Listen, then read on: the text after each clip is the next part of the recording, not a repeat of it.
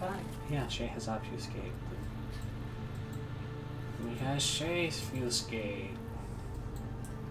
Oh, that's only half of you, so that's odd. You're right where you're supposed to be. And like, everybody else's was fine. You just cut yours off the weird spot. Whoosh. Whoosh.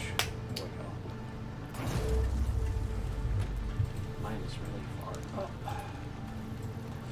So hello, folks. That's what you all get. While we fix these technical difficulties. Also, I left Estaine's audio running, so I'm going to turn that off. You don't hear her playing Road Trip or Overland. Boop.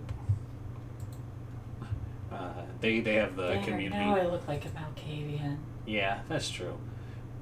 They were playing a game that has community voting through Twitch, and somehow Rez got added in as a character into that game, but they're a dog, and they've just been the best boy the whole game that I was watching. At one point, he was carrying a knife in his little dog mouth. I brought this for you, human. You have no fangs. It's just there to knife some people. Alright, so we're not going to play the spooky hyena music, but I need this one. Oop.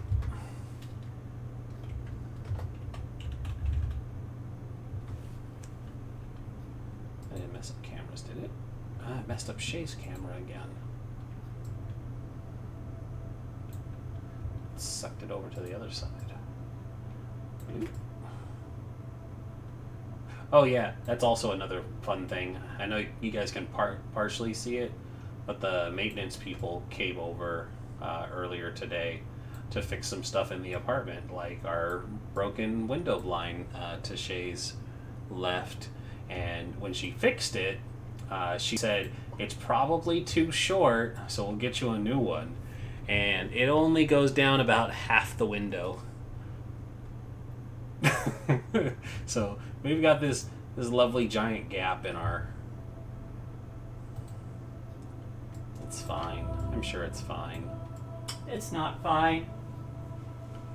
Well, it's... I What's she demand eating, window Kay? blinds. Eating popcorn. Ooh, popcorn. What floor are you guys on? The fourth. We're not super worried about it. Okay, good. There are dense trees, and we walk around naked enough with the windows open that no one sees. Fun fact. You guys definitely needed to know that. It's true. Oren, how you doing? Haven't seen you in a while. I'm doing alright. I mean, a lot of things happen, but it's something that's, like, I don't even remember much that I've been doing. So all of a sudden, Jesus. A channel that I lurk in, and I will immediately forget it, but it was like 2 days ago, I was watching other RPGs, and I saw that you were in another game. And Oh yeah, I was in Arrowin. Yes, it was in that was it. WTTP. Yeah, I'm Yeah. playing as Welcome to the Craven, party. the crazy ass, just the crazy ass mechanic. Yeah, I was watching So that. right. I was watching that for a while, and I was like, Oren, I know them! It's like, great, that's awesome. Yeah, so I had fun watching that. Yeah, I had fun playing that game too, like playing as a crazy kook of a character. He's not exactly crazy, he's just like, he's unique in the Malkavian cat sort of way. It's unique New York. Yeah, it's good stuff. Well, the rest of you I saw yesterday, and Kay we saw Sunday. Oh, okay. I was like, I didn't see you yesterday. Oh, we saw you, don't you worry. No, I'm kidding. Creepy. Yeah, it's just a little creepy. But it's been a while since we've played, and our important news is that this is not technically the 1 year anniversary, because that was last week, but we've been playing Northern Lights for 1 year now. Woo! 1 year! Woo, woo, woo, woo, woo! Everybody be excited. I'm largely just stalling while I get the Twitter notifications out, so guys just keep talking, be real sociable and stuff, and we just enjoy the news of this year. Ooh. But yeah, I mean, we started this game with an execution. We're gonna hit a year mark with an execution. It's gonna be great. Perfect. Yeah. Oh God, I gotta find our vampire post. Who would have guessed the fighting people would be the first to go? That's how you do it, though. You get rid of the Yep, obstacles. send in the tanks. Get rid of the obstacles, and then the squishies will fall. Alright. Oh, 3 notifications. What is this? Funny because they didn't even know that they were fighty people. You're a gang girl. You're definitely a fighty person. I'm saying they didn't, like, as in the Oh. people who are on the other side. Gotcha, yeah. Maybe it was a happy accident. It's like, take down the fighty people first. That's our strategy. When they just randomly appear. It's just like, oh, I guess we have to take them down. Or they're just gonna think it's just a masquerade breach. But really, if you look further into it, it's Anarchs. You don't say that out loud. I didn't.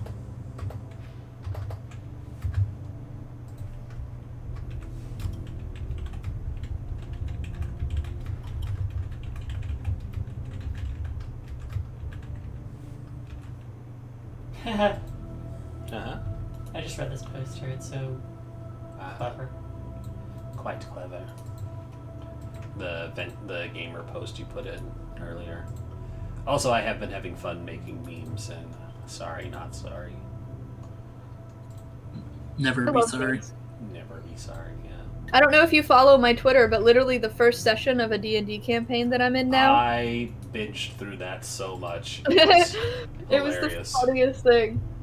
And it's like, I know lots of people won't understand it, but it's funny for me. That's how I felt about these memes that I was making. I was like, these are jokes for me, and if anybody else gets them, it's fine. And I was like, at most people will understand the Rakdos cult memes. Yeah, that was good times. As somebody who played a Rakdos cultist in a one-shot, I was thoroughly amused. So much fun. It's like, do you want to worship Rakdos? No? Do you want to meet my shotgun and worship Rakdos anyways? See, my girl just goes around and gives people business cards for Rakdos. Mine's was a very hands-on cultist.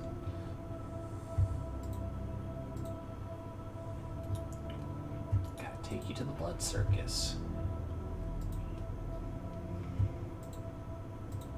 Alrighty. So it's been about 3 weeks. Who wants to give a fun recap? It's been 3 weeks. Have we canceled 2 weeks in a row? Yes. Yeah. First was because of my issues, and the second was because, Last you time thing that's happening to you, and yeah. on Vampire the Masquerade, Northern Lights Uprising. Shit, what happened? Ah, jeez. You started so strong. It did.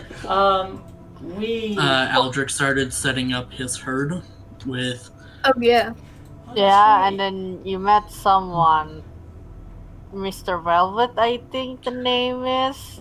Yes, we met Don't with Mr. think Velvet. Everybody knows and respects Mr. Velvet. Yes, we met Mr. Velvet, who And Sharon. was willing And Sharon. to trade information. And Sharon, yes, we did meet Sharon, who was willing to trade information for information. And upon leaving, 2 coterie members needed to feed, that being Sybil and Aldrich Lee, who had his herd, whom he makes feel very, very guilty for no reason but his own reason. Mm-hmm. And while Josie and Raksha decided to go on a supernatural power sprint through the city.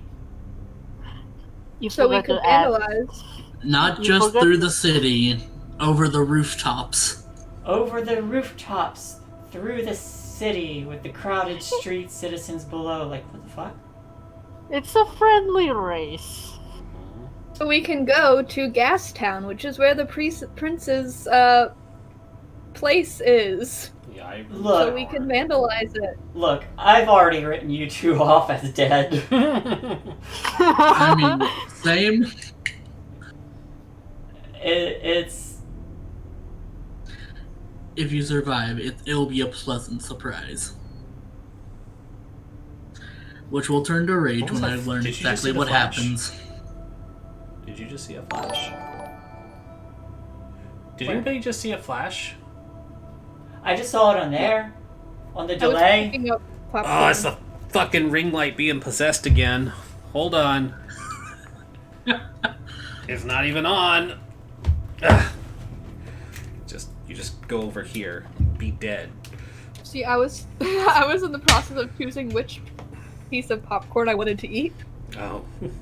Yeah, they're like, that was the second one. Like, I thought the first one was you bringing up your browser.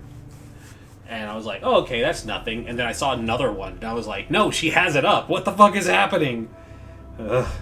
Goodness. That's unnerving when it's in the corner of your eye. Because it's like, the window is open. So it's like, is there fucking somebody peeking in and taking pictures from up top or from down below? I don't like it. Hi, Frost. Hi, Frost. Currently freaking out over shenanigans. Hi, Frost. Also, someone has a box with a nightmare inside it that will destroy everything. That is all. That is all. Right, and there is one more thing to go over. Yeah, see, now I have all my notes again.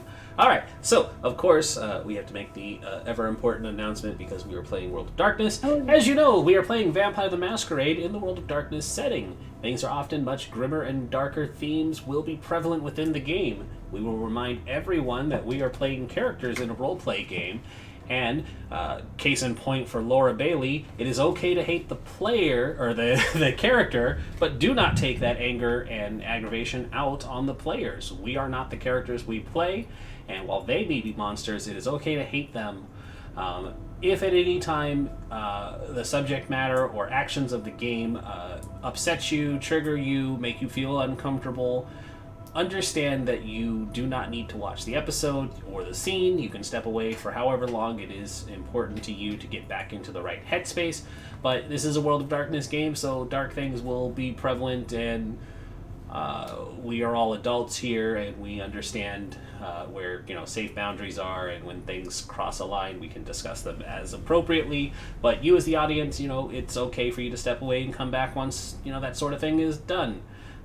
Most important thing is that we are playing an RPG and we are here to have fun, and that is what we are going to do. That being said, last time we left off, we had finished with Josie and Raksha doing their fun romp. So I am going to open the scene back at the Velvet Getaway and just ask if Aldrich and Sybil want to do anything before we jump too deeply. I know that Aldrich had reached out to try and formally introduce themselves to the court of the Camerilla so that their presence would not be seen as a real affront. Knowing what he does, even in Camerilla territory, it is not a crime to merely exist, even as an Anarch. It's only when you take action as an Anarch that is seen as something that is dangerous and punishable. So attempts have been made to garner contact, but you know that it will also take some time. So my question is, what would you like to be doing as the two of you are left to your own devices, washing your hands of the others?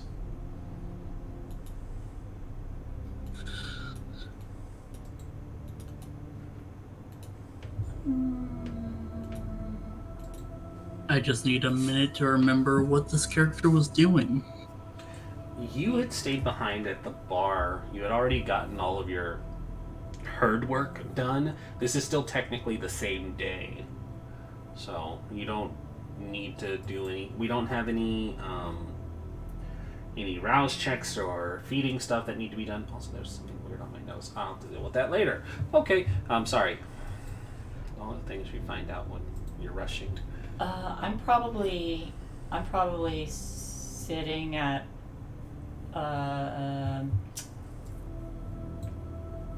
well, is the bar was closed down for the day, right? Yes. Then I'm probably sitting I thought the Thin Bloods were running it. The Thin Bloods had offered to open up the bar and start running it, but it had been closed. Yeah. For this day because stuff was going on. Because Mr. Velvet had let himself in. Yes. So it was not up and running when you all are... No, this is a different day from that. God, this is what happens when it's been 3 weeks. The Thin Bloods are on the books now to run the bar, but they are in the process of opening it up. It is not open currently. Okay. So I'm probably sitting in the back then. So people aren't like, why is this underage kid here? And I'm probably using crowns so I don't get paint everywhere, and just blindly drawing. But Aldrich? Aldrich's not going to dare any further than he already has with setting up in the city without first meeting the prince. He'll be on the main floor of the bar. Aldrich, why aren't you answering me? I don't know that you're in another room. And I keep drawing. That's my scene. Okay. Aldrich, are you going to do anything for the scene while you have it?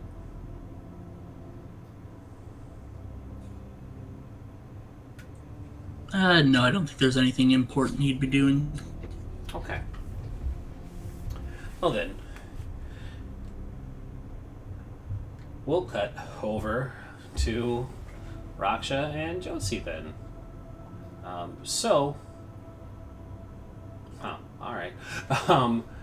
Aldrich and Josie, you have finished off your race, and as I recall, Josie had won? I think so. There are a lot of rolls here, so I'm trying to remember. I think it was like really close. Yeah. It was really close. Oren, you're muted.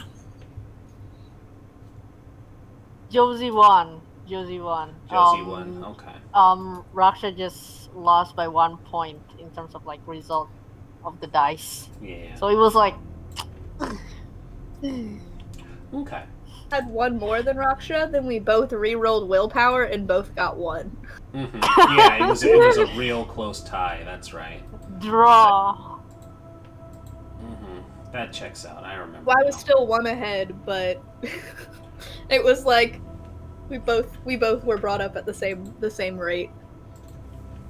I feel like if you want to imagine like the race going, it's like they were like neck and neck until like Tripped over or something. Raksha just tripped over, or maybe he's like distracted by like a fucking shiny thing. Or Like, a "Ooh, chimney." shiny." Stuck in a chimney. He landed on a chimney and can't get out because he's too big. I don't On the know. inside, like Santa. People No, it's not don't a use Santa. chimneys anymore.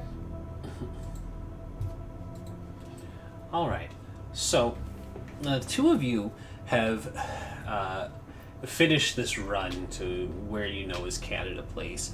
You largely were working your way across the rooftops, leaping and rushing with unnatural speed, and not doing a very good job of being stealthy about it.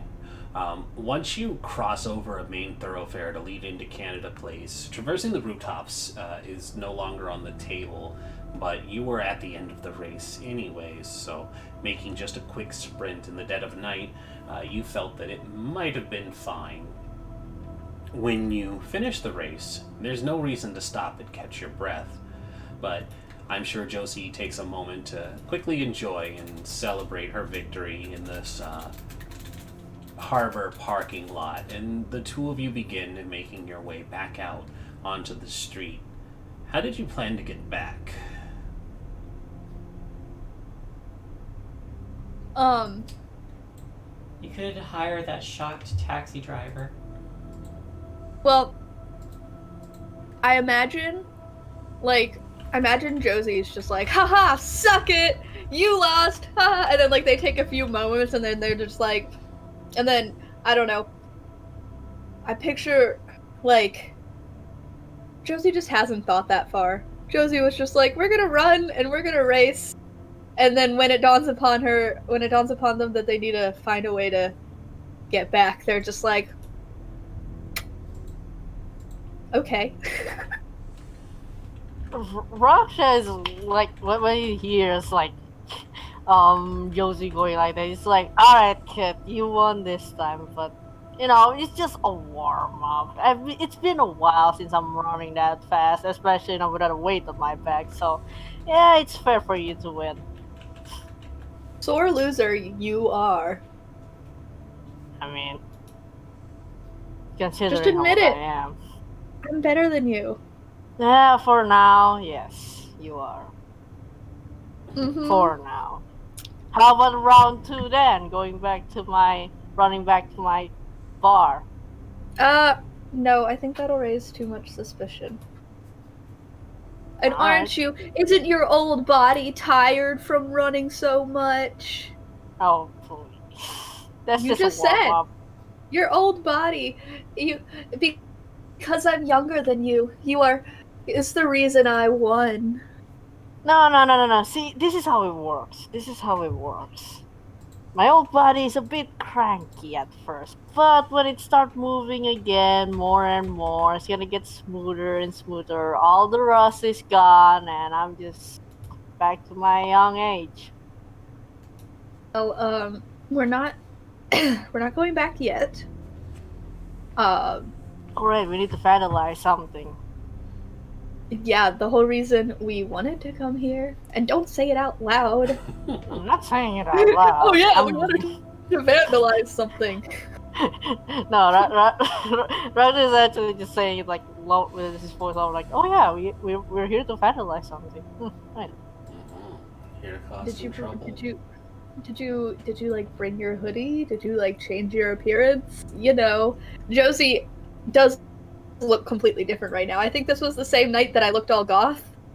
I decided to go for the goth look. Mm-hmm. So you had dressed up in preparation to go to the Ivory Tower anyways, I think. No, I wasn't going to the Ivory Tower. What I think you was the dress up for? It was to To spite. prove she could. Yeah, to That's prove right. I could make myself look different. And do this and not have people know who I am because I look different. That's right. You just had a point to prove. There wasn't any plan to go out yet. Yeah, no, I wasn't. I'm not planning on going to the Ivory Tower. I'm staying back with the Thin Bloods. But yeah, I think we wanted to go to that clock tower and do something on Wanted it. to cause some trouble at Gastown. Yeah. Well, not cause trouble as in like stir something up, but like go there and like just spray paint on it and be like, fuck you. Yeah. Alright. So then that's just a matter of walking then, unless you intend to do anything extra. This is a busy evening. I don't think we've established days, but roll me a d7. 1d7. We'll see. You We'll want to see do what. the roll, or do Yeah. you want me to roll? Anybody, it doesn't matter. We just. There's no such. How do you do? You just something type that's it. Not... No, I don't know how to do that, so someone else can. /roll. 1d7. Yep, we'll just determine what day of the week it is. Alright, so it's a Friday. So it's actually busy out right now.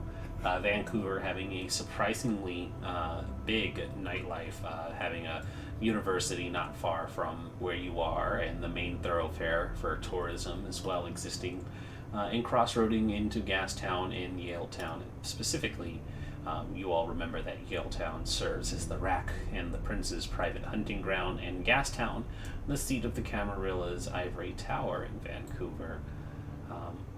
So, when you all make your way into Gastown proper, there are plenty of people out, milling about. You can feel the vitae from the kine as they go about unaware of your more monstrous nature, enjoying shopping, food, dining, the occasional bar here and there. But how do you all go about getting close to this monument? Picturing like using like the cover of the crowd to try and like blend in as much as I can. Obviously, I'm like a goth girl in platform shoes, but like how we described, I'm picturing the Gastown not being. That's not as weird to see something along those lines. If I'm correct, it's not. And Gastown has a very purposely steampunk kind of feel to it. Yeah.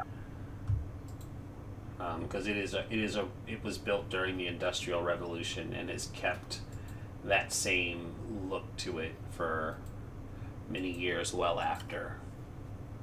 Picturing it being very much so like the hipster town, where all the college kids go and dress up weirdly. Very safe assessment. Yeah. So, I think I'd be like trailing behind like various large groups of people to make it seem like I might be a part of them, but like while talking to Raksha very casually at the same time. And like maybe like trying to speed up every once in a while to make it look like I'm catching up with the group, you know, just being like not stealthy, but like, you know. And then once we get closer to this clock tower, I'd like peel off. Well, we would. Does that sound good for you, Raksha? I'm all fine with it. That's a good plan. I can blend in, even though how big I am. But I mean, I'm still short. Sure, I'm big, but I'm short. Not that standing out. Alright. So if you're attempting to blend in, let me have stealth rolls, please. And we're going to change this up. I would like from you stealth charisma, because you're not actually hiding. You're attempting to appear nonchalant.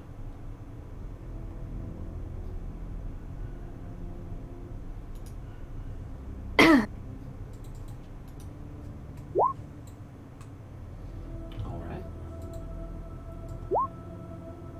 And, of course, I have to offer, would anyone like to reroll?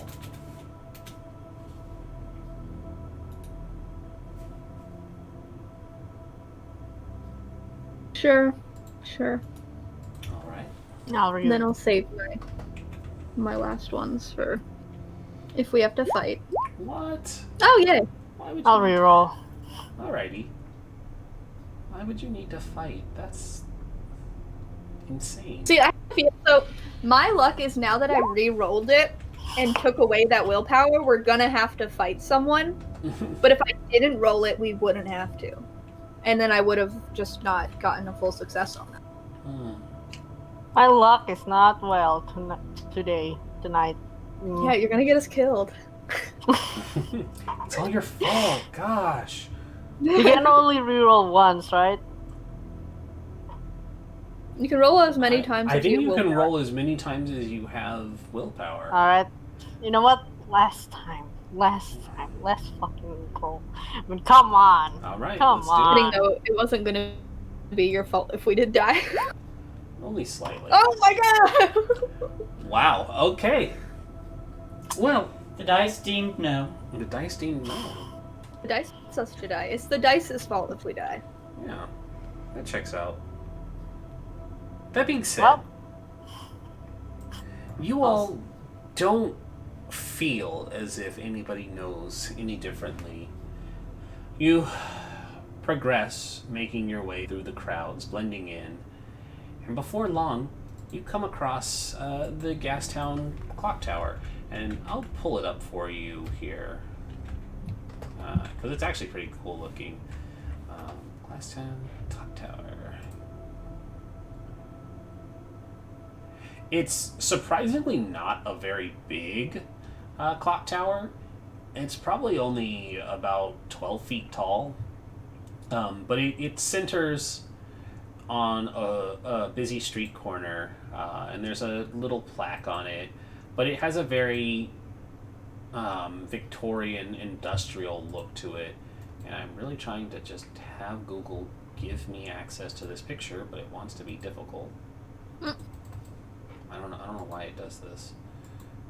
Alright, let's try that again. Here we go. It's appropriate that we have a nighttime view of the clock tower, because otherwise you'll die. Spot. Yeah, it checks out. So that's the clock tower there. It's only about 10 or 12 feet tall, and it lets out its little steampunkiness on the hour every hour. Don't ask me what the plaque reads because I can't see it, but it's still fairly busy and in the middle of the day, or in the middle of this evening. But you had plans to do some shenanigans. So Josie, what are you planning? Well, I was planning on spray painting it, but it looks different than what I thought. And I feel like she has that moment where she like walks up and she's just like, well, shit. Mm-hmm. There are other ways you could deface this public monument, though. But it's in public and there's lots of people around. That is true. Yeah, I think she'd go, well, shit, and then like turn and look at Raksha and be like, well, I can't really do anything to that without getting caught. You got any ideas then? I mean, vandalism comes from anywhere. are there any like alleys nearby? I'm sorry, What? you flickered there for a moment. Are there any alleys close by? Would you like to make me a wits awareness? Sure. Awareness. Oh, I'm not half bad at that. But I'm gonna get a bad roll now that I said it. Now that you said it. Oh, it's not too bad. Not too bad. Not too shabby. You do take a look around, seeing if you can find anything that might serve as a dark alley to devise a new plan. And as you're looking around, you do notice that there is a fairly wide-looking side street alley, as it were. But what you end up spotting is this is across the street from you, but there is a red pickup truck that seems to be idling in this alleyway across from you. There's a woman. There's a woman seated in the driver's seat, pair of sunglasses obscuring much of her face, but it seems that her gaze is looking in your direction. Car, by any chance, say, Alexa, play Despacito. What is Despacito? Would you like to re-roll your wits awareness to see if you notice anything from this distance? No, that was just more for me to laugh. Okay. Oren, Despacito is a song. No, I know, but I was okay. talking. That was as Raksha. Raksha. Gotcha. Okay. Because if Oh, you delightful you know he himbo. doesn't get memes. You This one doesn't delightful get himbo. memes. Mm-hmm. What is this? What is this millennial memes? This Gen Z memes? But for context, last season the Marshal vandalized her car by putting Alexa play Despacito on it. I'd like Stop. to say the Marshal did not. We The Stop. definitely members did. we Stop. definitely did. Oh yeah, well technically Finn did, but with the help of others, because Jezreel told him how to spell it. Yes, I will admit that we definitely did that, and Navina will also say, "Hell yeah, we did that." Fuck that bitch. Sorry, I had to yell at my own because I forgot that I had it plugged in. Was it flickering on its own too? No, Oh. it's because I said her name. Oh, you're yelling at Alexa. Got it. Yeah. I thought you meant the ring light. I was like, they're aware. No, I was saying the phrase, and then it started actually playing it, and I said it twice, so I had to yell at it. And now we will make contact with the humans. They know Morse I wonder- code, correct? I wonder how many people I've annoyed by picking that name. No. I went can on tell to the you, I still hear from people that I meet AA Ron all the time, and it's like, ha ha ha, yeah, it's funny every time I hear it. Ha ha ha ha. So yeah, I'm sure every single one of them is annoyed and hates it.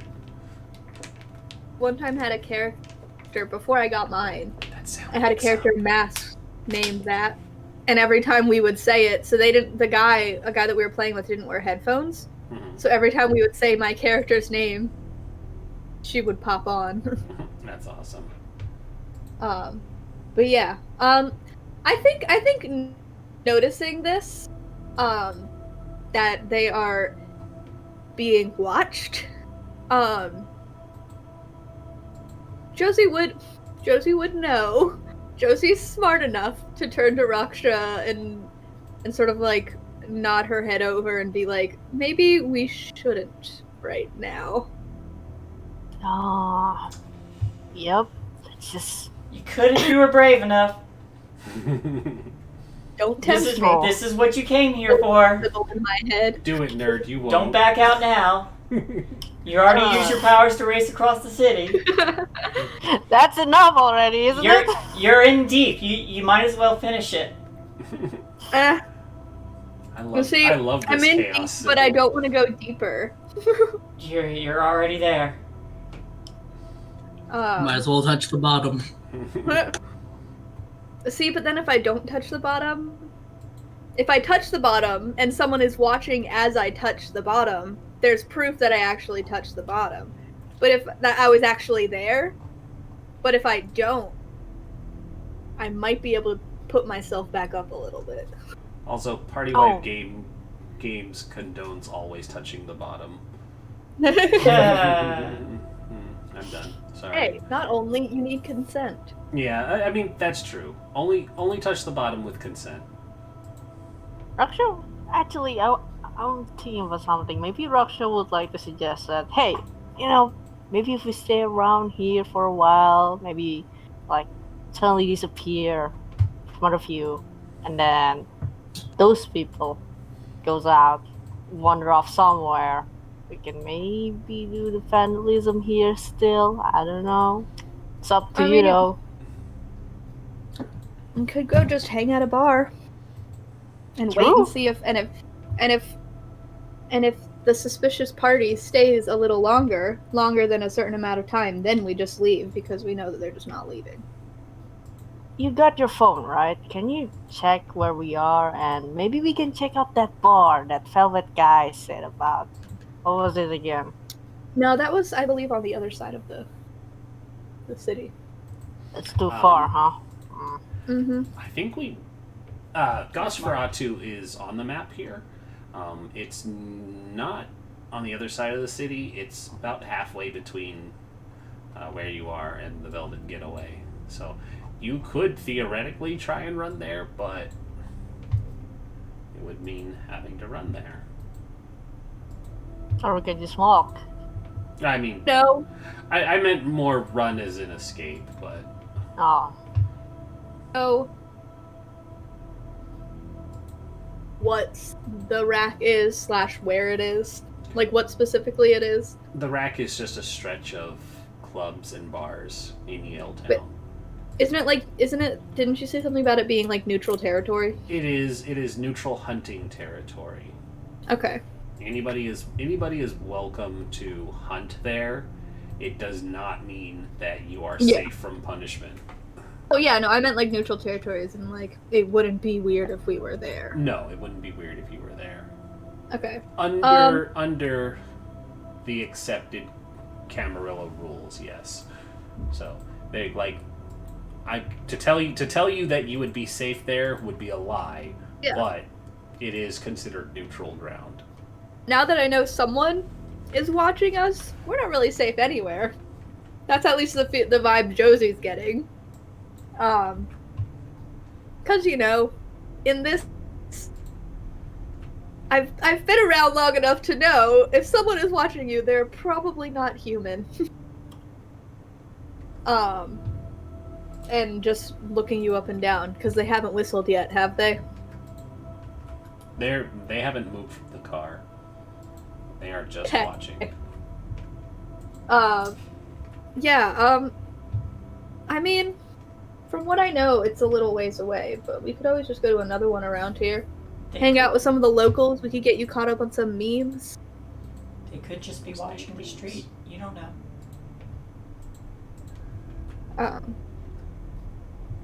Well, they are looking at us.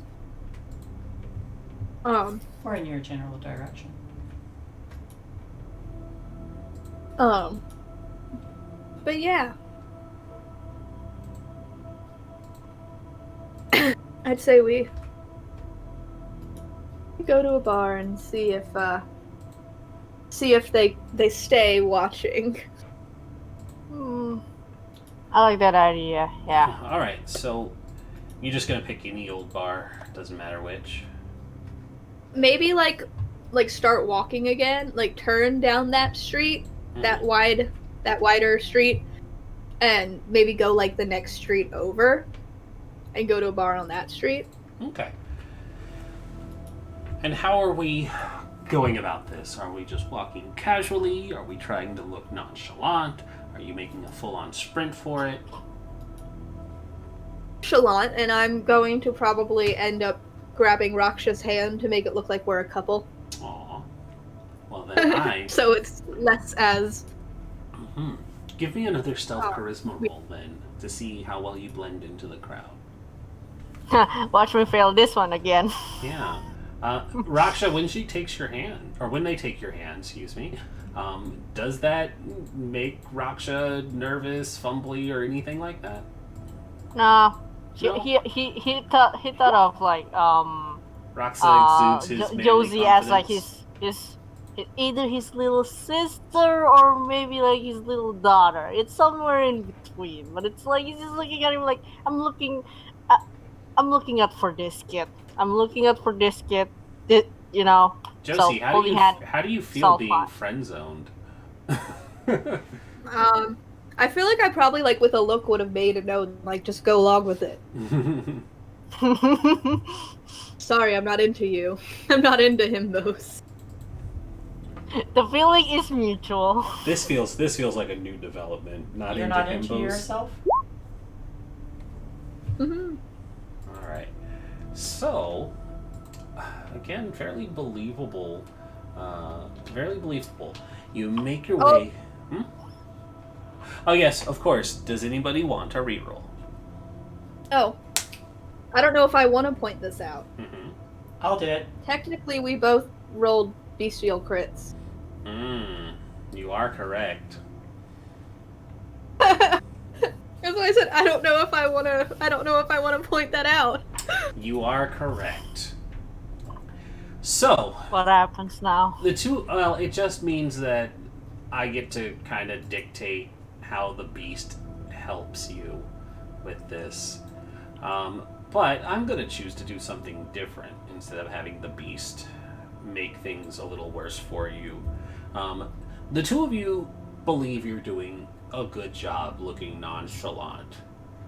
There's the platonic hand-holding between you. You're not doing anything out of the ordinary.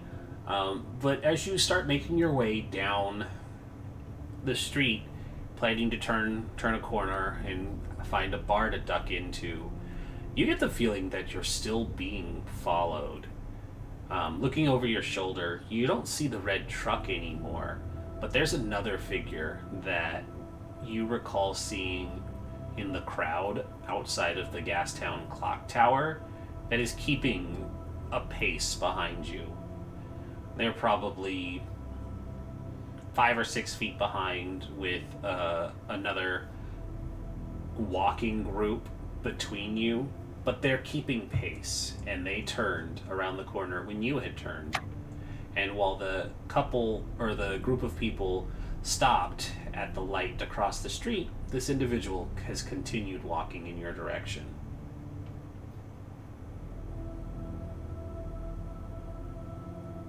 I'm gonna regret this, but I feel like Josie would stop and turn and just look at this person and just wait for them to catch up.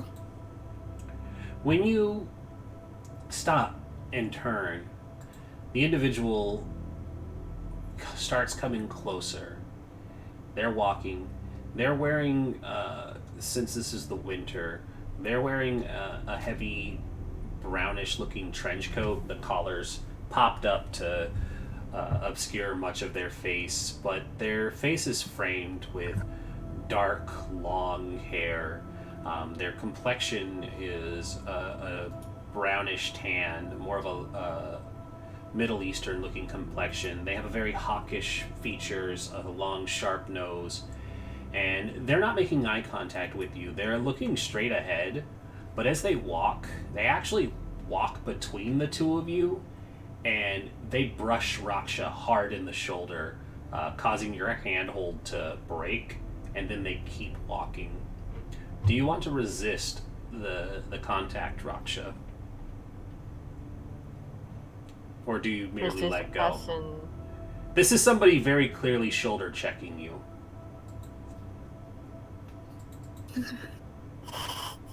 Getting shoulder check. Jesus Christ. Being an asshole. Uh-huh. I mean, Giving you a warning. I'll release a hand. Okay. Then once they're gone, I'm just gonna take it back. Yeah. So the shoulder check, normally being a kindred, the brush of a mortal is not very strong. There was some unnatural strength behind this contact, and it was enough to make Raksha physically move. And the individual doesn't say anything, but they keep walking. And as they make their way, no breath leaves their mouth, giving an indication once more that there's something else going on about this individual. But they keep walking before taking a sharp right down an alley. Well, there's that. Once they take that right, it's like, do you see that? This guy's weak. Weak. I think Josie would say under their breath, "What a fucking asshole." Actually, it's like, This is why I don't like these kind of people. well, it's your decision to go out at night like this. It's your decision to be up in. And then he's looking at. You he's agreed looking- to it. You guys are just blaming each other. It's angry couple hours. We're playing an act, making an act. Like, It's your fault we're in the hornet's nest. Not mine, I definitely didn't use my powers. If anyone's like watching them from a distance, they look like angry couples, but then in the face, in Raksha's face, it's like, please go along with this. Just go along with this. Am I doing it right? I'm not a very good drama player since I was like a kid. I'm not good at acting. And I think Josie doesn't is going along with it, but not going along with it, you know? Like, you were like, it was your idea to go out, and Josie's just like, you fucking agreed to it, you piece of shit! Like, literally is just like, dude, God, it wasn't just me. Well, but it works for the situation. We're making it believable because it was legit. It's legit. Oh, and then Raksha is just like, well, we could have just gone somewhere else, or we could have waited, we could have waited somewhere off the corners of the street until, it's midnight or something, so we can just go out without anyone brushing shoulders against us and being petty about us being, holding hands together like this. Well, you were the one that was shoulder checked, so it wasn't me. Yeah, and aren't you concerned or something? Aren't you bothered by that at all, Raksha? Personally, he's not. Does it rumble anything deep within your Bruja blood? Oh, it's rumbling pretty hard, but he's been through this a lot. He's trying to take any patience. He's trying to count the ships in his head, try to stay calm. So what you're saying to me is you're trying to hold back that boiling Bruja blood. I will need a resistance roll from you, please, to resist your clan bane. What do I roll again? This is going to be a Fury Frenzy roll. Okay. So it's somewhere in... there you go, the Frenzy roll. Mm-hmm. This'll see if the beast also decides to chill at being shoulder checked by this obvious kindred. An open challenge to your existence and ability to walk. Also, don't forget to take away 2 dice for being a Bruja. Yep. You do have that wonderful Bruja -2 penalty. Okay, so it says input value and then willpower. It said it's at 5, you will but put a my -2. willpower... Yeah, you put in your willpower, and then there will be a chance for you to put in any additional dice or take away any dice. Okay, so for willpower, I just input my Current the willpower. current willpower, even though I've used some, or it's like my max. Don't use. Go ahead. You don't put in the ones you used. Yeah.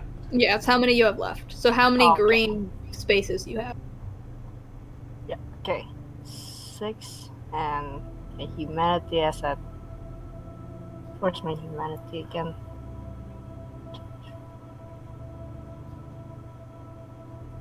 There, and -2, right? On modifiers. Mm-hmm.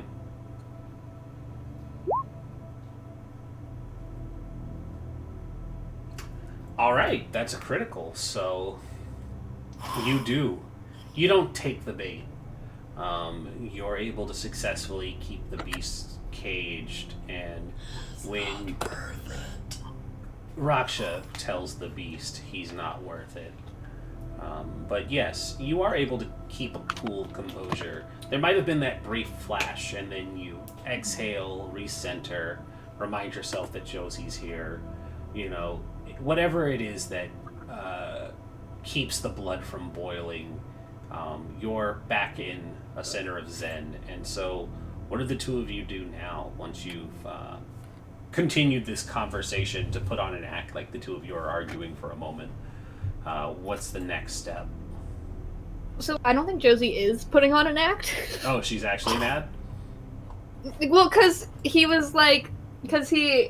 it's like one of those things where someone's like, hey, fake argue with me, but the other person doesn't realize that they're faking it. Mm. And they're actually arguing back. So Josie is literally like, hey, it wasn't my fault. Like, we're here. And then I think she's just like, but I think eventually she's just like, you know what? I don't even want to do this anymore. Let's go. Let's go back. Mission failed. Like I said, did she say that once they got in a bar, where they already get out of the? No, it's in the same alley. Oh, okay. Yeah, you guys are still on the street. Yeah, and Josie's just like, I don't even want to do this right now. Raksha's like, fine, okay, fine, just be that way for now. But just I feel like I should make Josie roll too, but I don't have a good reason for it. Yeah, I'm not like she's not pissed. She's more just being defensive. I'll make you roll something later, don't worry. Okay. Have we finally reached our destination? If you resume walking, yes. It doesn't take long for you guys to reach the bar. Let's make a bar name. Once they reach a bar, I can imagine. I imagine like Raksha would just pull Josie to the side, and then looks around for a moment and just be like, "Oh, thank God! Oh my God, I'm so sorry for what I've said. I'm really, really sorry. I'm not really good at acting, and all of that just came out of my head. It's just going through my head. But you really did good at acting. You really did good. Those felt real. Those felt like it stabs me. For some reason, it stabs me. That's a really good act." Oh, these names suck. Just like, yeah, it was totally an act. I totally didn't mean what I said. Man, last session you guys were like all in on this mission. They've had time to be afraid of what could happen. So you guys arrive, and outside of this bar, you see that there's a sign that's hanging, and it reads the Crystal Traveler Bistro. And the sign itself is like a martini glass, and it has like the image of a witch riding like a diamond that it's kind of like the neon one where it transitions in like flickering phases, and it just shows this witch riding this diamond into the martini glass where it splashes. But yeah, it's the Crystal Traveler Bistro. And when you head inside, there's no doorman or anything. It's just it's a eatery type of bar. So there are several booth tables and then a long bar with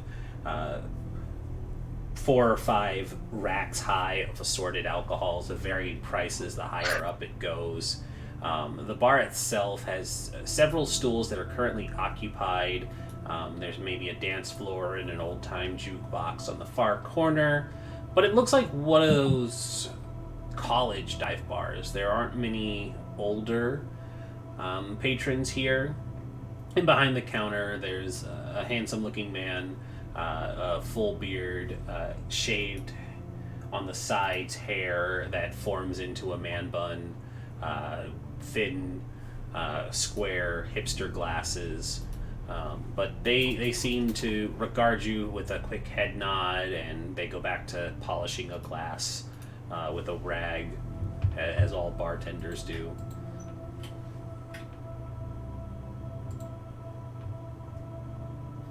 What do you do once you're safely inside?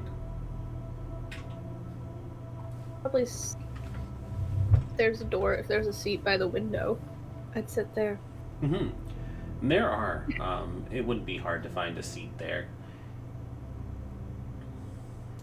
But there's no, like, waitresses or anything. It's very clear that this is a go up to the bar, order your drinks, and then go back to the table sort of situation.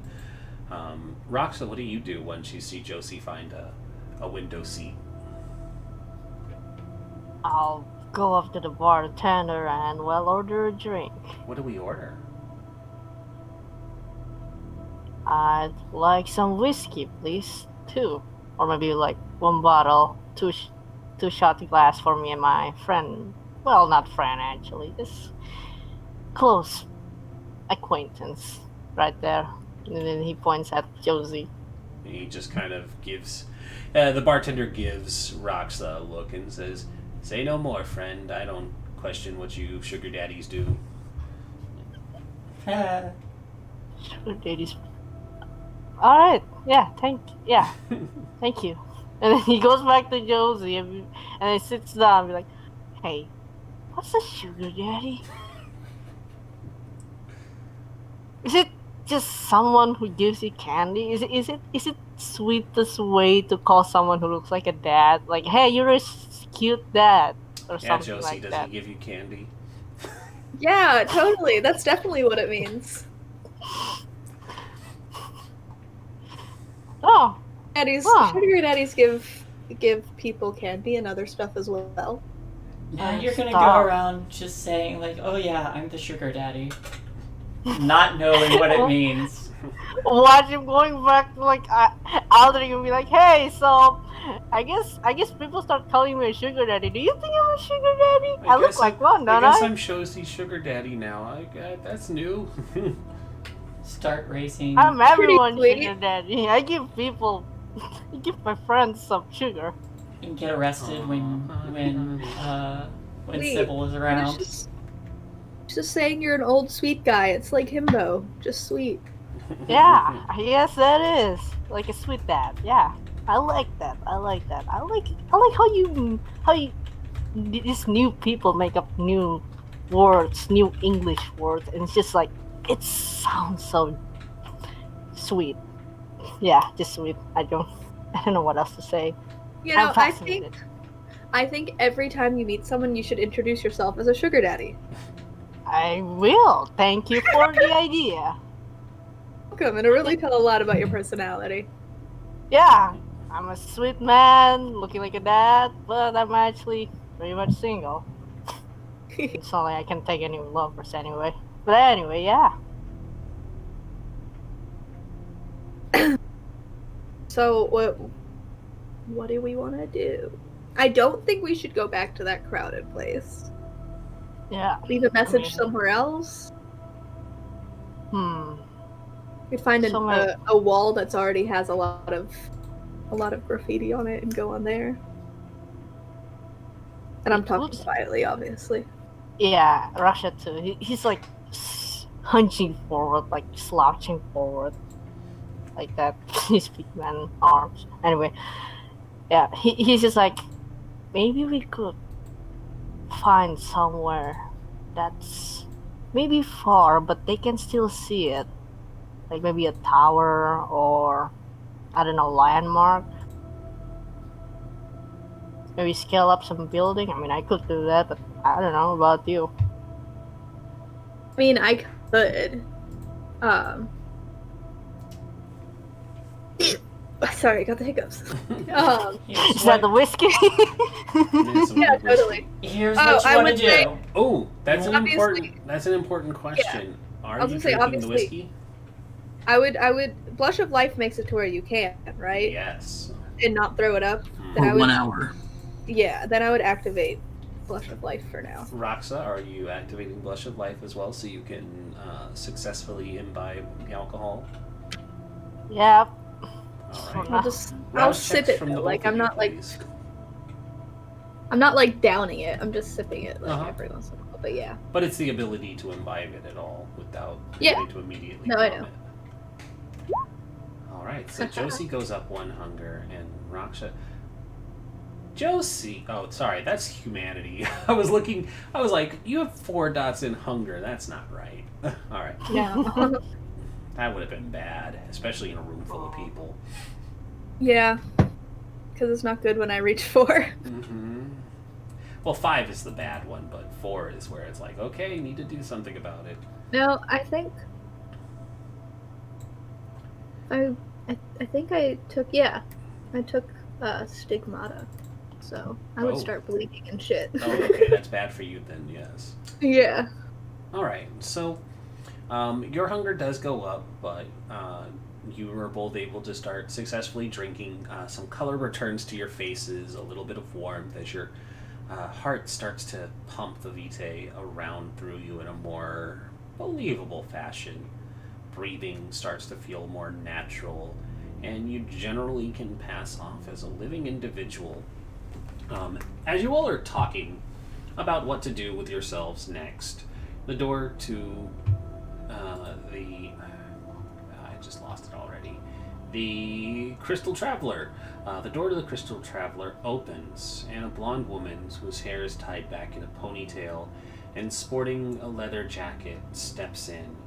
She is proverbial resting bitch face, but seems set on something, still wearing the sunglasses, even while inside at night.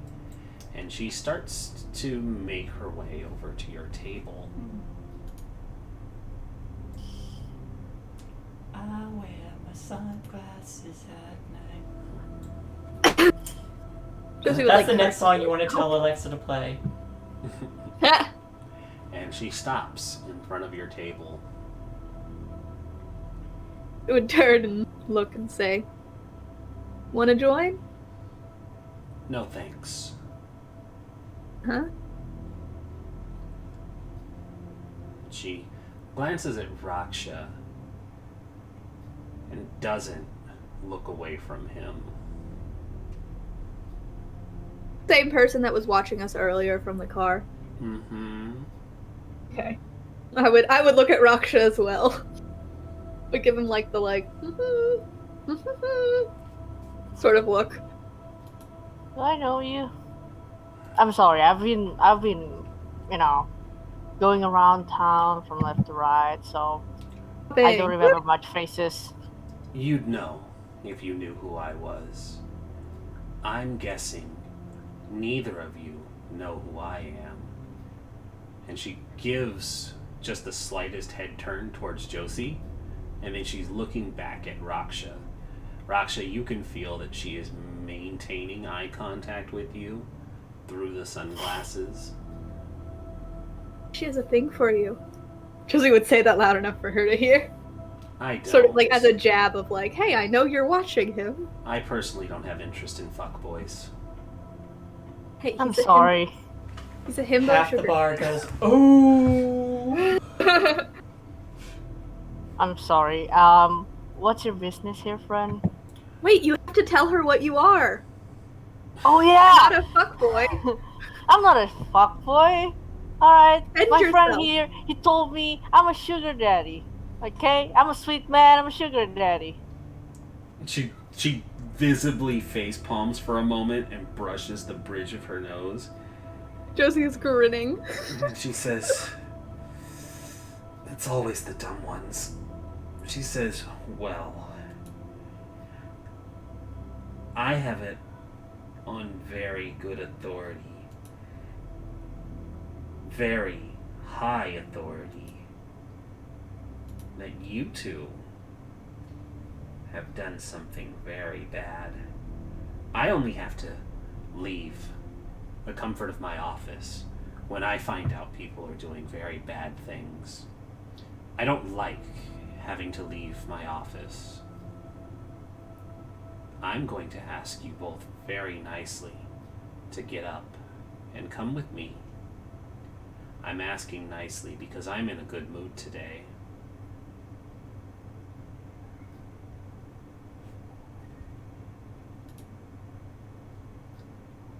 Sure. Flip the table and book it. Well, we could come with you, but I mean, it's a nice night out here. Do we really need to go? Do we really need to rush this? You know, you did say you're in a good mood. How about we share a drink before we go? She looks down at at the bottle. What are you drinking? Whiskey? Do you offer the bottle to her? Yeah, just takes it up. She Mix takes it the up. bottle Whiskey? and she chucks it across the room. It shatters against the wall right above the jukebox, and the bartender starts to say something, and then she turns and looks at him, and he immediately quiets. "I said I was in a good mood. Now you're starting to piss me off." Alright. Don't need to throw away drinks now. Don't need to cause any ruckus.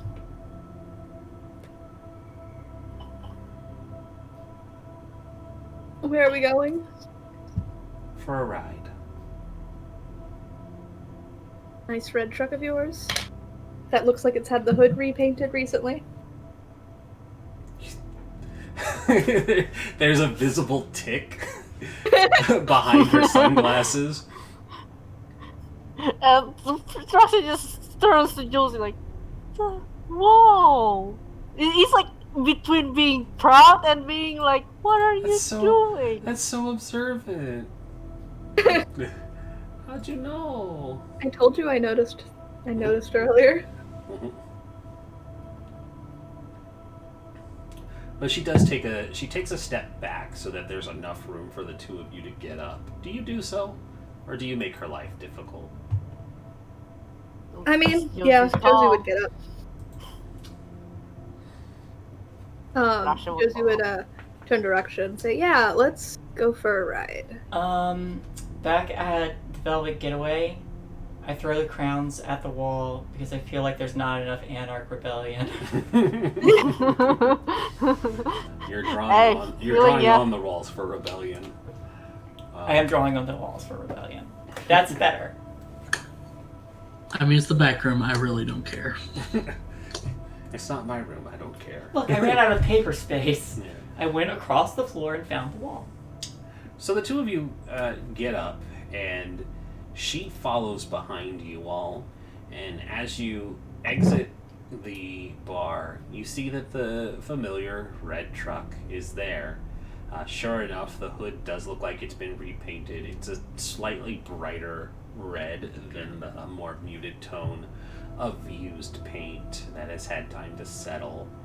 She doesn't pay it any mind, but in front of the driver's seat is the kindred that had shoulder-checked Raksha. They're leaned against the door, kind of staring at the two of you as you exit. And he perks up and says, "This is them, boss?" And she nods. "Get him in the car. We're taking them to the tower." And he opens up the passenger door where there are two seats in the back.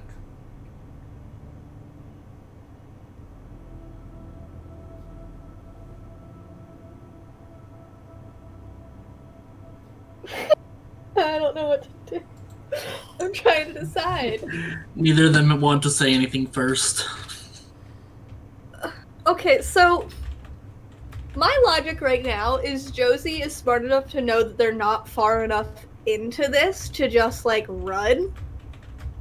Like, maybe if they had more allies, like, and all that, and, like, it was more known that they were there as, like, Anarchs, I could run and fight against it and get backup.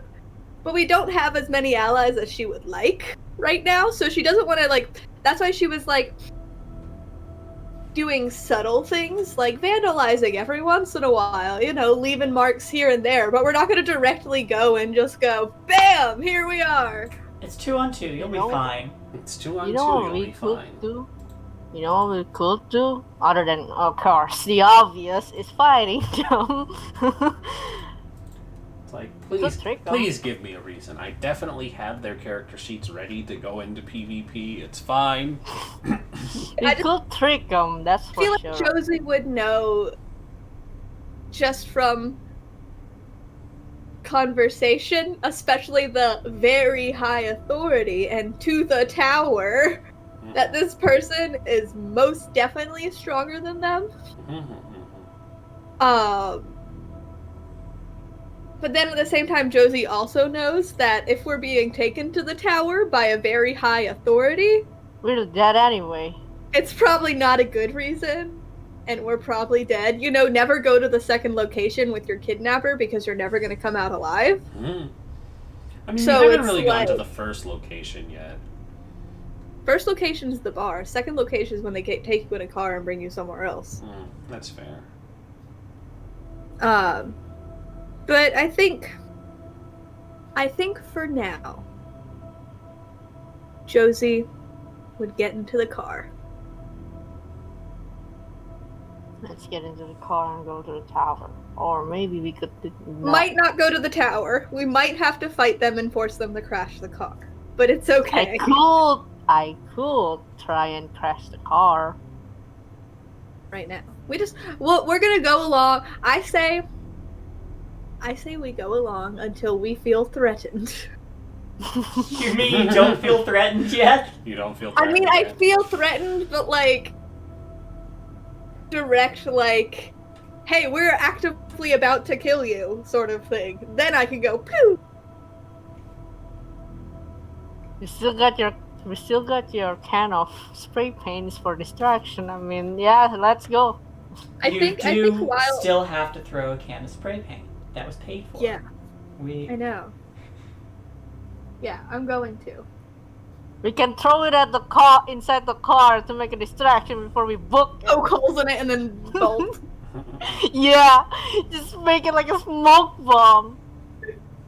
I think once Josie gets in the car though, is there a power that, I think this is just something that like, I don't know this just as a player, is there a power that can tell if you're using a power, or just a power that can tell, if you're... Yeah, Since the unseen can see some. Okay.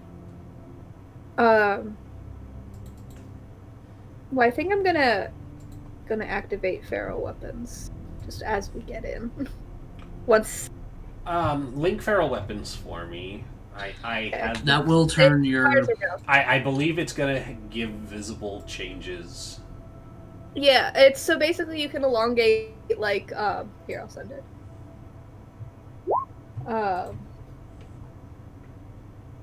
Fingernails extending, but can also come in other forms such as fangs elongating, those sort of things.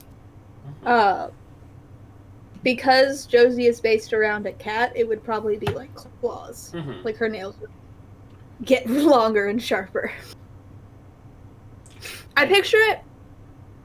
You know how like cats can retract their claws and everything? Mhm. It's like that. Not That's all fine. can. That's fine. But you do have claws out, and activating this power is a rouse check. Yep. I was gonna give you one final. I was gonna be like, "Are you absolutely certain that's what you want to do?" But you already rolled it, and you seem set. So, Roxa, are you doing anything before getting in the car? After.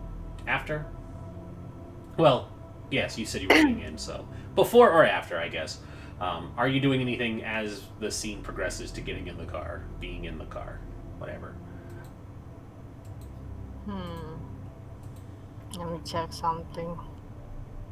But hey, your hunger didn't go up, Josie. That's good. That is good. I would have been at 3.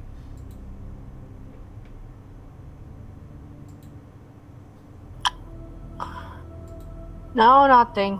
I'm probably just gonna sit down, all quietly, just look around, look out the window, and just taking in the scenery and taking in the memory of where the path goes. Mm-hmm. They had taken the memory of being free. Nah, he's waiting. He's biding his time. He's waiting. He's waiting for the right time to finally go ape shit. When they get into the front seat, not like secretly, but I wanna take out my phone and just send a text message to Aldrich and the others. I will need a dex stealth roll from you, please. I don't think I would be doing it secretly though. Like I feel like Josie's sort of thing is very much so being out in the open. Oh, then absolutely do that. Yeah, like she just sort of takes out her phone and just like starts typing a text message. Mm-hmm. What do you start to type?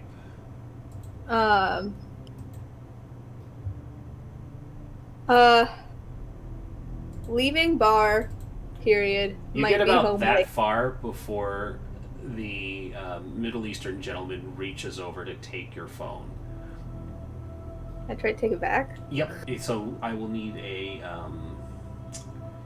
strength athletics to maintain grip on your phone, please. Okay. Well, that's brawl damage, so. And if you have something for like grappling, I will say that applies. You do. So there you go. Yeah, even though that's brawl, I'll allow it because you're keeping a grip on your phone. It's fine. Yeah.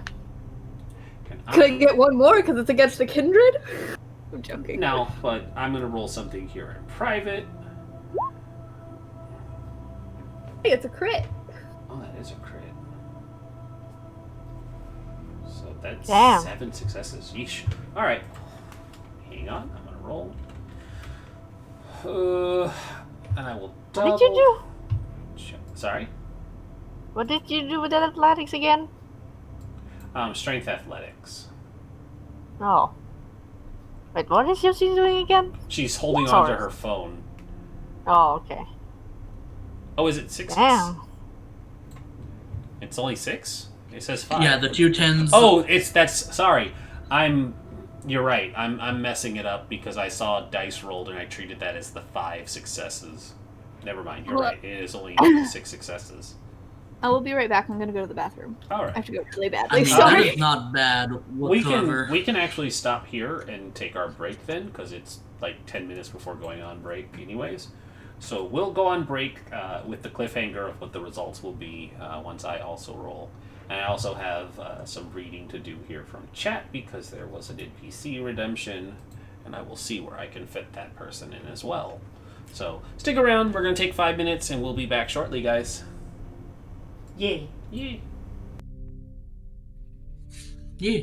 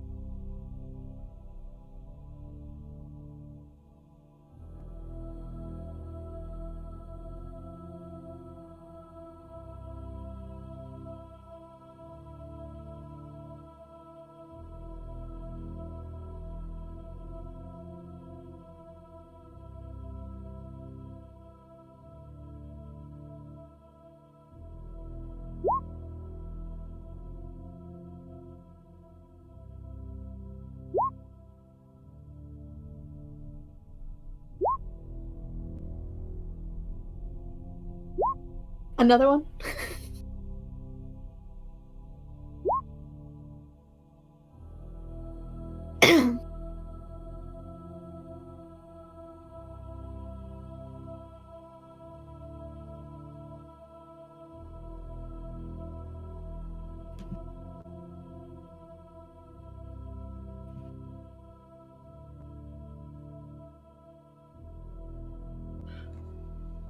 I'm back.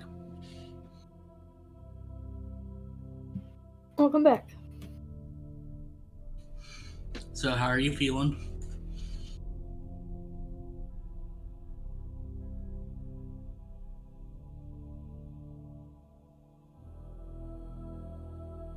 How are you feeling? Who are you asking? Curiosity.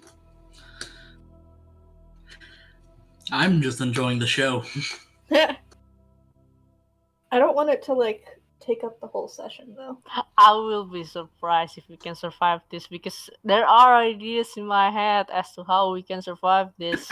Maybe not unscathed. I can't think of a way we'll go out unscathed.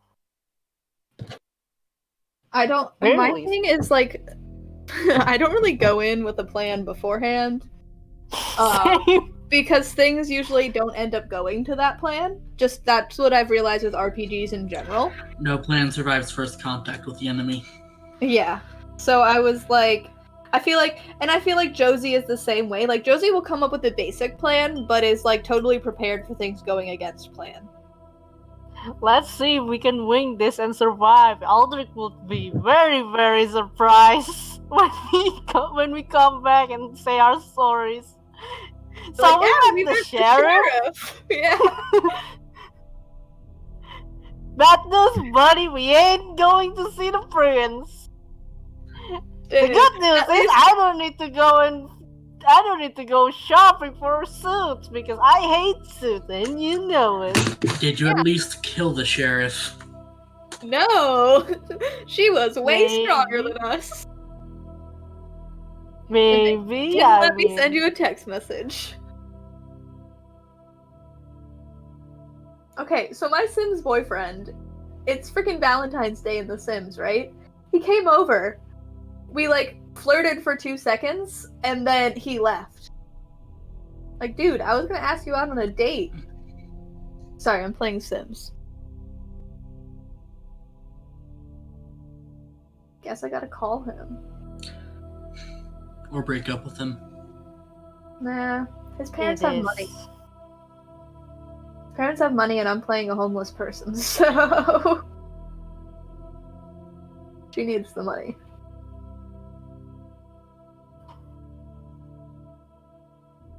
And he's a nice guy.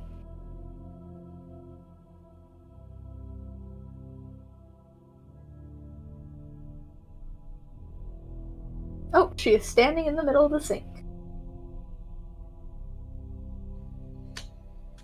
You know, just normal things. Yeah, just some things.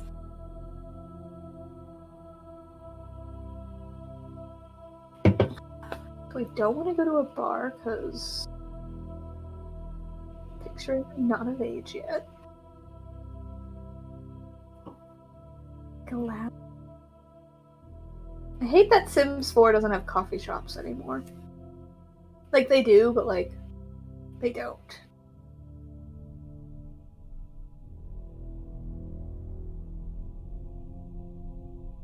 I need a cafe!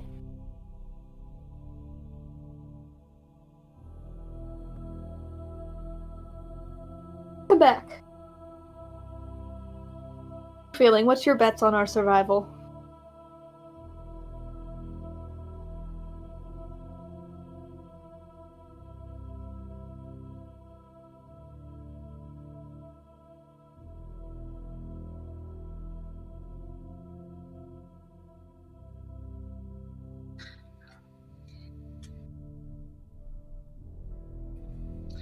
It depends on how well you go along with them. They might be more merciful if you don't cause trouble.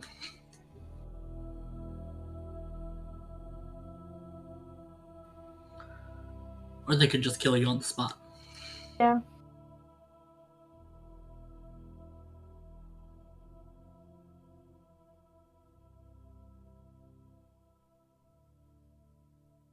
Unless we don't have our talker here.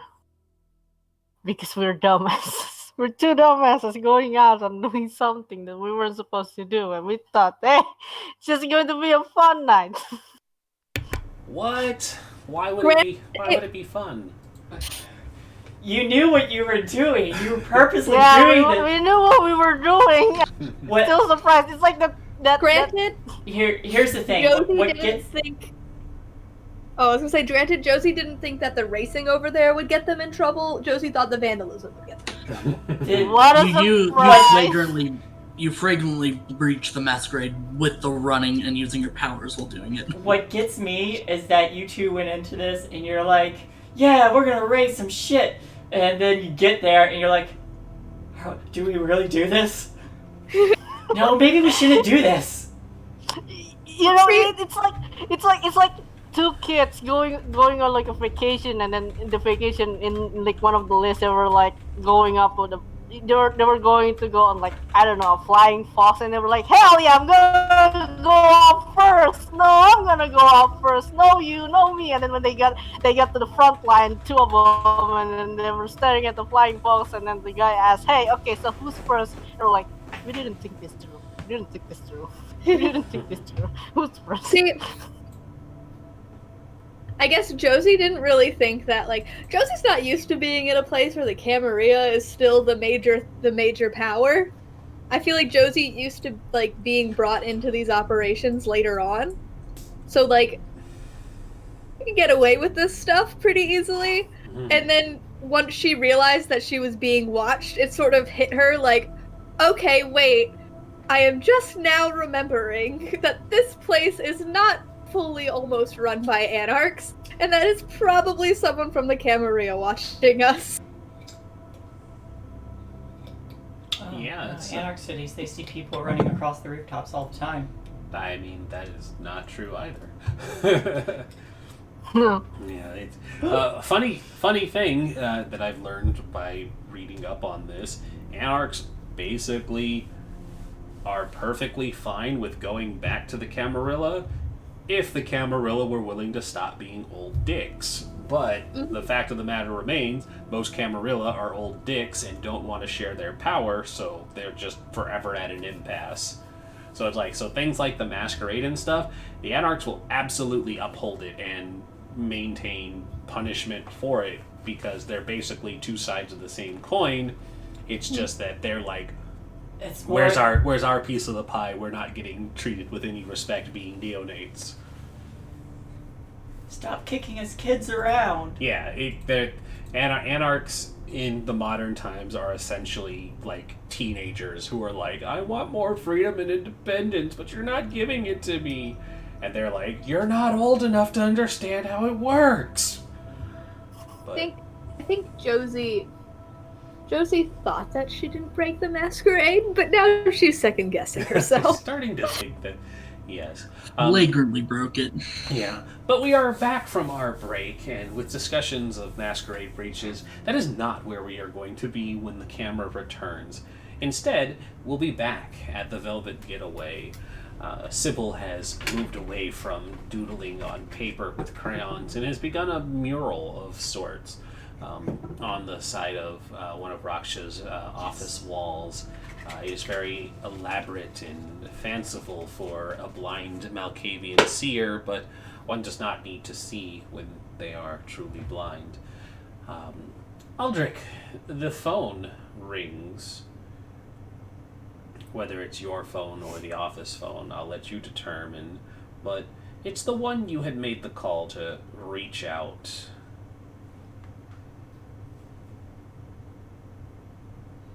For a meeting. Aldrich will pick up. And when you answer the phone, there's a voice on the line, a higher toned but masculine sounding, and it says, am I speaking to Mr. Lee? Yes, you are. From the other room. Sorry. You and your associates are to meet. Sorry, I completely breached the Masquerade in what I was about to say, and I caught myself. You and your associates are to meet. We will arrange for you to have safe passage to, and I'm going to make up a hotel name here. Hotel names. I don't want to just say it's like a Hilton, because that sounds lame. Just the Camerilla has to be the oldest, most fancy hotel in the land. That has to be. Modest Universe Hotel. That's kind of cool.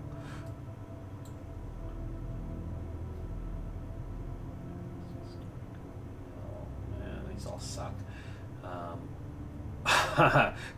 The Ebony Castle. Yeah, that doesn't just ring. Yeah. All right. Let's see here. I feel like that's what they would call it, though. Yeah, right? Just a openly defiant. we've arranged a meeting for you to... Or we've arranged a meeting at the Moonlight Sword Hotel. Arrive within the hour.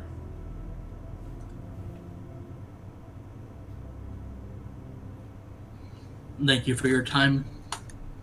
And you don't get a response to that, but you do hear the noticeable click of the receiver ending the call. I'm going to call Josie. You were just gonna make me go back to them. All right. Well, no, it's fine. I know. Go ahead. Gotta get in contact with Raksha somehow. No, it's fine. I just thought it was funny when I started with you guys. You were like, "Oh, we're not doing anything." It's like, okay, back to these two then. Now here's a chance for you to do something. I'm gonna call them. It's like, I'm doing some very important artwork right now. Yeah. You don't know it, but it's going to turn out to be super important. No, it's fine. I was leaving a dramatically appropriate cliffhanger. But, Josie, as you are in the middle of texting, this Middle Eastern gentleman attempts to reach out and grab the phone, and he moves surprisingly quick. And there's a moment where the two of you have grabbed either end of the phone, and there's a brief back and forth before you're able to get your grip tighter, and you tug it out of his hands. And he narrows his eyes at you coldly before your phone rings. I click it. I click answer and press speaker. Not speaker. I just click answer and put it to my ear. Oh, I was hoping you'd put it on speaker. No, I was thinking about it just to be like, hey, you guys can't say anything. But no, she put it to her ear. And she saw that it was Aldrich. Josie, Yes. we need Raksha back at the getaway. We need to go somewhere within the hour.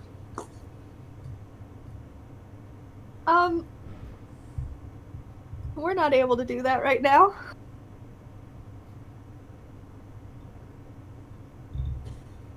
Why is that? I mean, I could tell the person escorting us to let us out, but they probably won't allow that. And I'd glare at the people up front.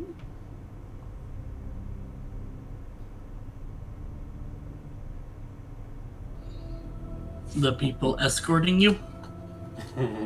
Yeah. Yeah.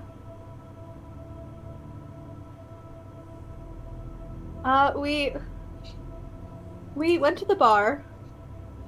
I guess you could say we got the I hang equivalent. up. Aldrich knows exactly what's happening now.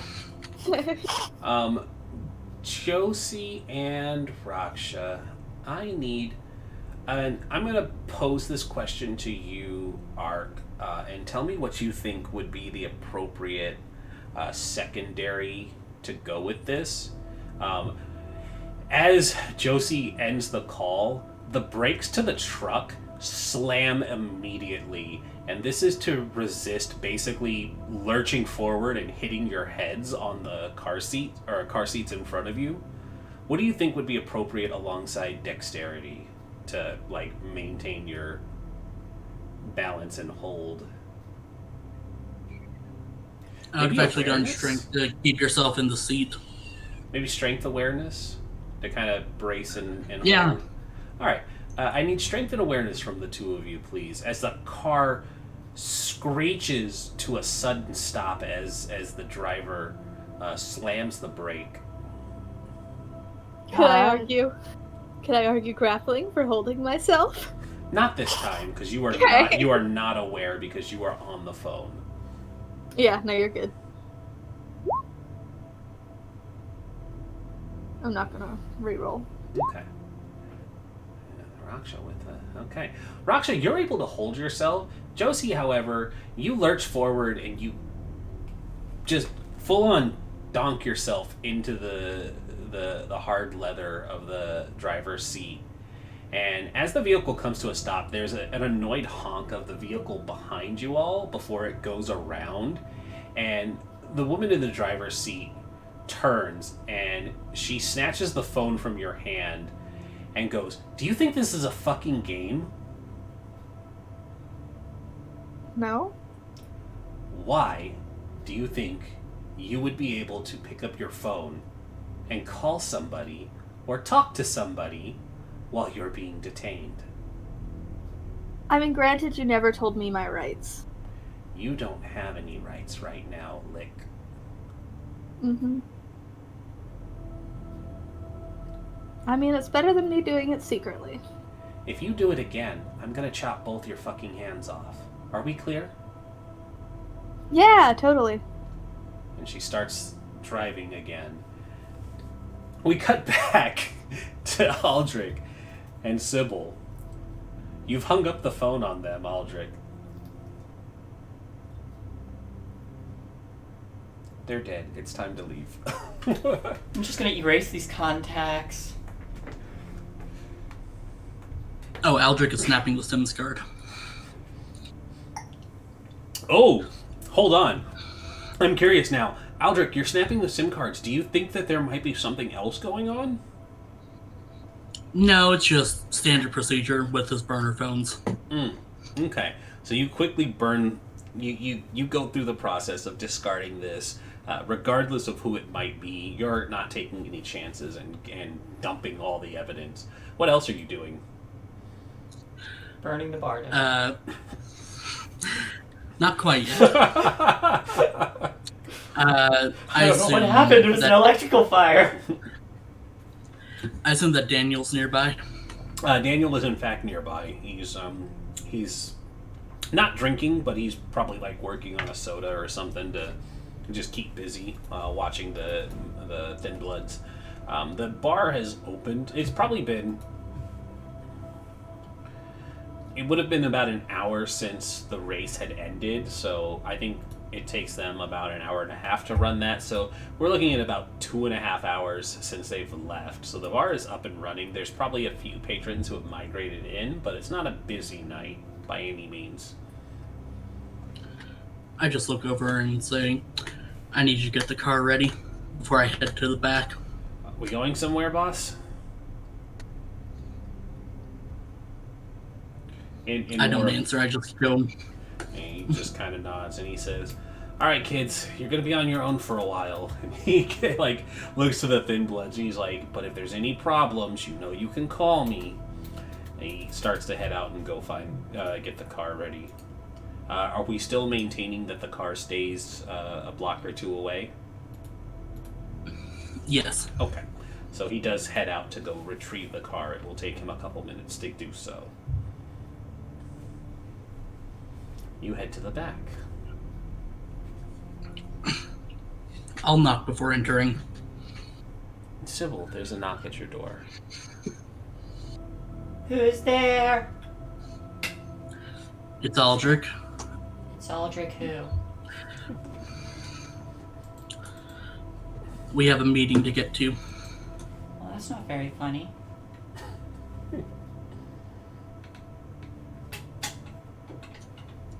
You're right, it isn't. Now let's go. I'm gonna stand up and look for the door, but not look for the door. Aldrich, you see the blind Malkavian attempting to feel her way across the opposite side of the room you're in, looking for the door. I'm coming. I'll grab her by the hand and just start leading her. Oh, how's my drawing?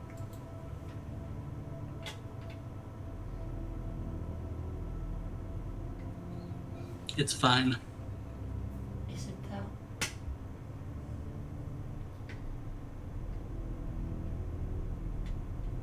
Where are we going?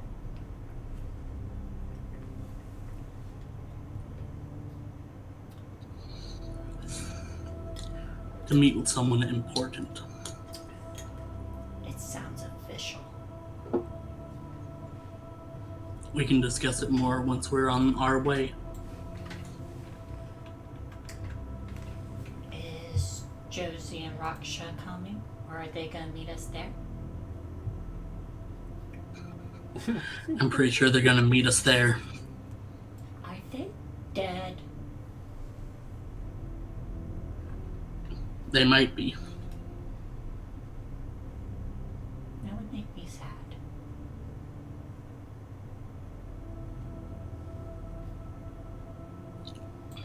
I didn't get that one. That would make me sad.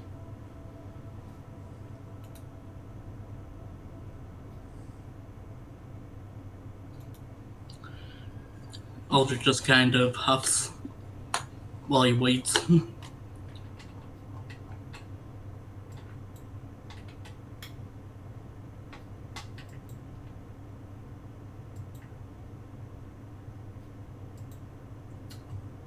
My sheet has a mind of its own. No, that's just me. So, after a couple minutes, the vehicle pulls around and it idles outside of the... Sorry, I didn't mean to do that. Okay. Idles outside of the bar waiting for the two of you to come out and enter. David stays in the driver's seat, of course, and reaches over and opens the door from the driver's seat for you, Aldrich.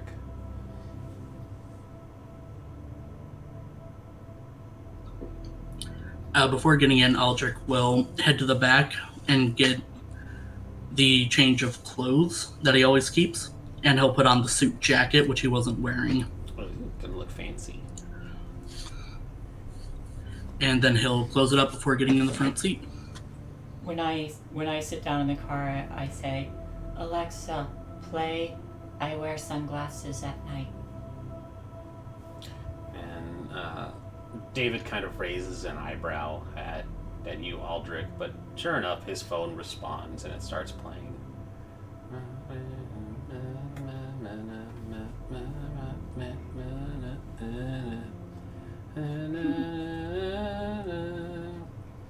I'm not going to do the whole thing. Sybil, we're going to see the prince.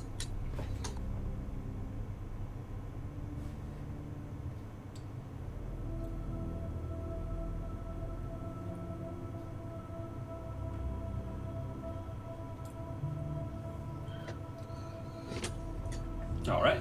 Okay. I'll tell Daniel where we're going. He kind of whistles and he says, "We're seeing the prince already? You guys don't, like, have an army or anything. Is this the best move to make?"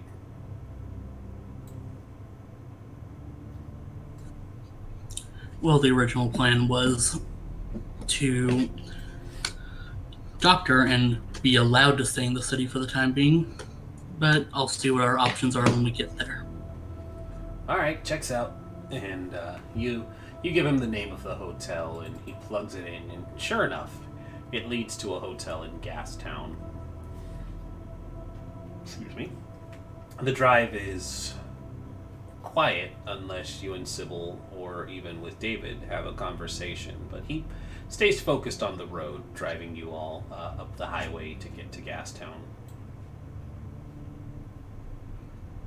Daniel, Excuse me, I did say David. Daniel.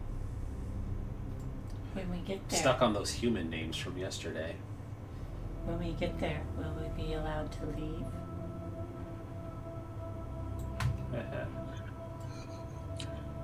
you and I haven't done anything wrong so far.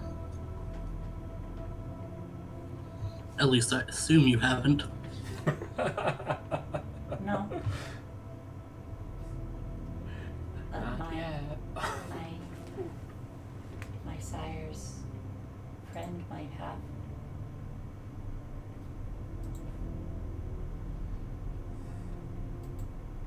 Do you inquire further?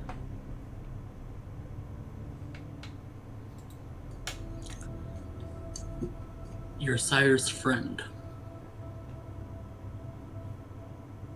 Yeah.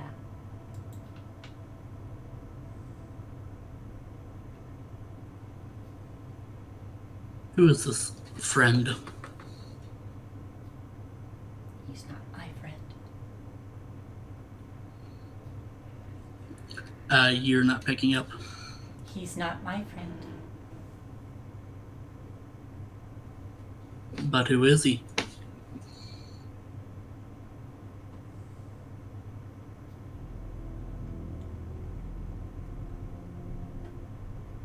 He's dead.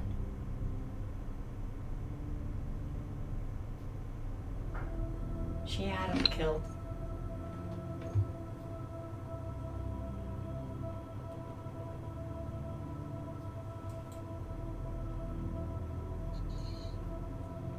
You're avoiding the question.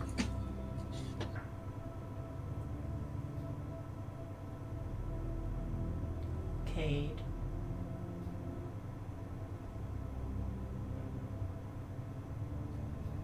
I didn't get that. Cade.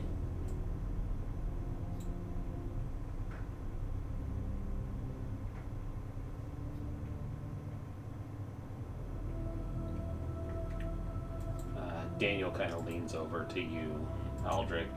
Is that somebody we should know?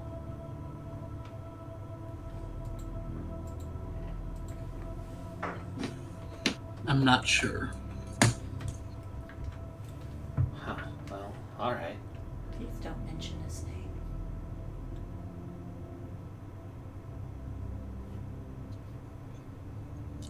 name. Aldrich will turn and face towards the windshield. Also have to be right back. I just spilled something. Uh-oh. Alright, well, we'll cut back. I don't want to go back. With that ominous hang of not wanting to go back, the car does in fact head towards the ivory tower nonetheless. And we'll cut to outside of the Moonlight Sword, where the red truck has pulled into the parking garage, and the blonde woman opens her door, steps out, opens Josie's door, while the Middle Eastern man does the same with Raksha's. The woman locks eyes with Josie, pulling her sunglasses off finally. Get out of the car. Thank you for holding the door for me, ma'am.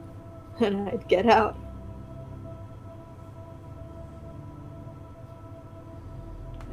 She slams the door shut and she says, "Stop being fucking cute. Just walk." Cute. Bitch, I'm adorable.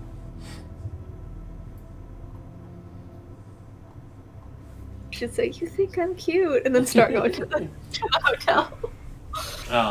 Inside the parking garage, the only ways forward would be out of the driveway that had led you inside. There's also a side walkway that would lead to the street, and then an elevator on the far end. When you reach the end where the elevator is, there is a man standing outside of it, dressed in a nice black suit, black shoes, black tie, dark sunglasses, and the woman and the Middle Eastern man walk up behind you, and she says, I'm back hard. That's fine. She walks up and she says, "We're on business," and he nods, hitting the button for the elevator before it opens to reveal that there is in fact another doorman on the inside. And the woman gives Josie a push forward before you all filter inside, and she looks to the elevator operator and she says, "Top floor." And slowly the elevator ascends. Well, and Josie would say this. Will we be by chance meeting your boss? That's exactly where you're going, princess.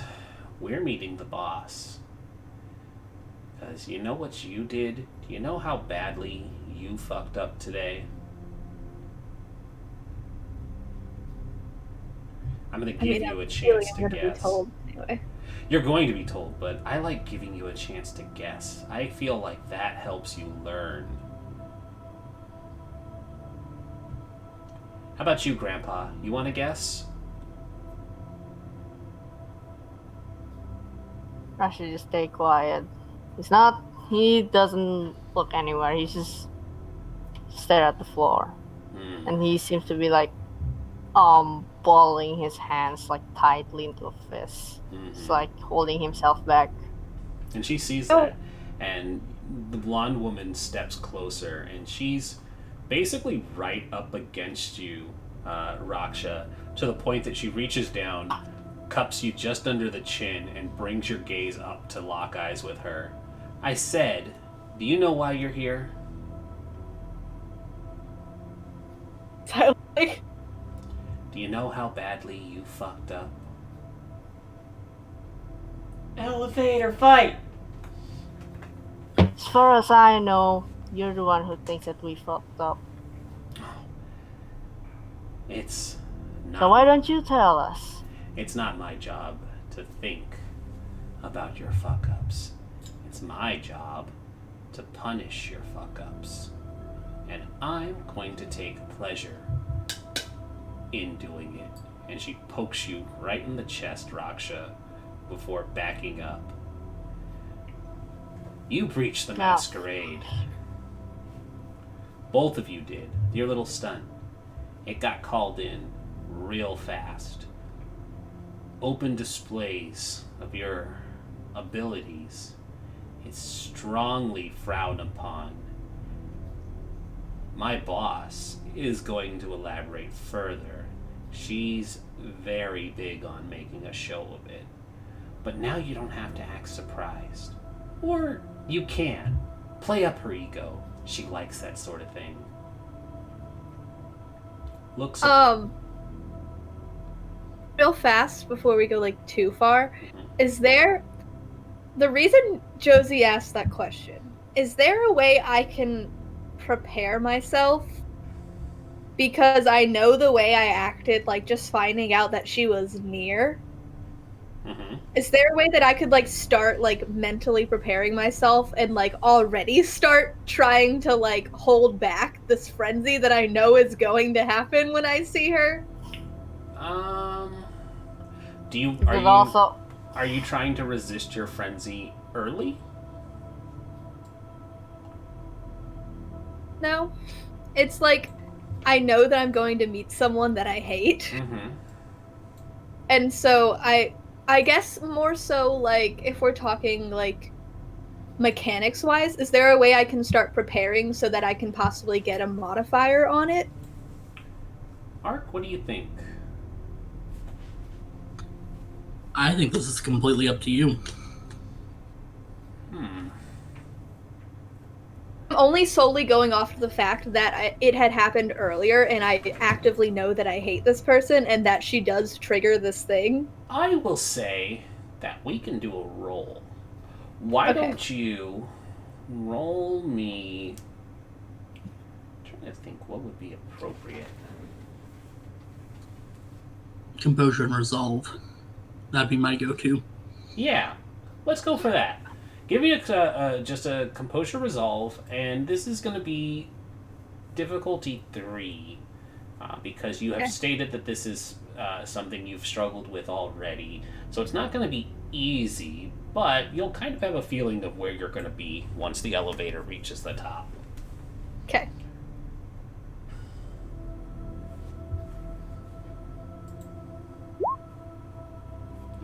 Three. Okay. So, Josie, with 3 successes, that was the target number, you're largely able to dictate where your own feelings are going to be. You're not going to be forced into acting upon the beast, but whether you want to hold in that anger or lash out at this moment is up to you. You're in control. Yeah, no, I'm staying silent. Okay. The woman does continue to take pleasure in kind of verbally berating the two of you while this elevator makes its slow climb. But eventually it does chime for the top, and the elevator attendant nods his head and says, "Top floor, Ivory Tower." And she gestures for the Middle Eastern man to go first, and he steps out.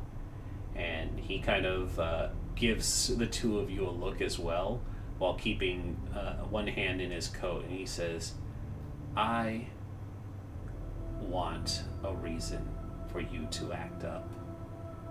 Give me a reason to have to punish you." And then he gestures for you to follow. I calmly follow. That fucking fly is back. Sorry. Jeez. The fly. So the vandalism is Just turning smacked into. the- This is turning into constructive vandalism. So the two of you step out. The woman follows behind. And while we know her name, I am going to maintain that I will continue to call her the woman until characters physically ask her, because we haven't done that yet. But she takes the back. The two of you are in the center, and then the Middle Eastern gentleman is leading. And much like everywhere else that you've seen thus far of this hotel, there are sharply dressed, black-clad individuals posted on each side of the hallway, both two flanking the doors of the elevator and then the doors of the only room that leads down this hallway. The hallway itself is luxurious. There are old decorative paintings that line the walls. There's a long red carpet that seems to have like gold rose petals stitched into it that lead from the hall all the way down to this room. The room itself has door frames that are shaped into vines that twist up and around and shape out into very obvious rosebuds that bloom at the top. And there's a luxurious naked woman reclining over the archway of the door, the set of double doors that is made into a rich mahogany that also has very intricate and beautiful carvings set into it. But the two doormen lean forward, open the doors for you as you're escorted in. Inside, what you end up seeing is a large penthouse. It actually exists on 2 stories. The ground area serves as a common seating room. There's a fireplace going. There is a man dressed in all white with a red tie that is sitting at the piano, and he's playing Moonlight Sonata on it very slowly and deliberately, keeping a nice beat. The stairs wrap up around 2 sides, but flanked around that is where the fireplace seats. There is a woman who is on the far side in front of this fireplace, dressed in a black dress. She has dark skin, long black hair. Did I bring over her picture? I did not. Ark, quickly send me Sienna's picture so I can upload this. I thought I had it ready, but I don't.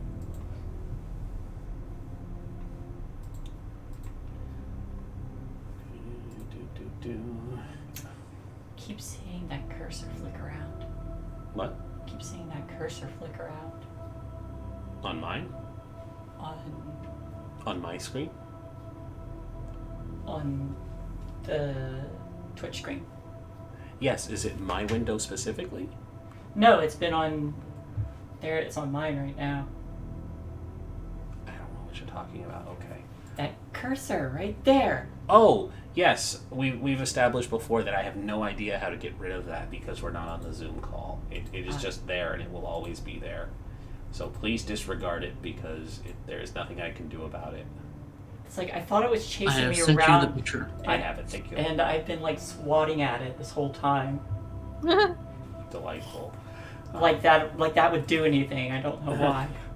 I mean, it's Kay's fly that got into your monitor. I'll let Lives you out there after now. the game. No, that's the wrong spot. It got saved to the fan art for some reason. Sienna, there you are. And it's Sienna. It's Sienna now. Sienna. I'm the GM. Yeah, I'm the captain now. It's like the whole Galinda thing. It's like when my Marshall's not around, I go by Sienna. Can be edited by me. Boop. And so here is her picture. Boop. Cute. Delightfully thirsty all the time.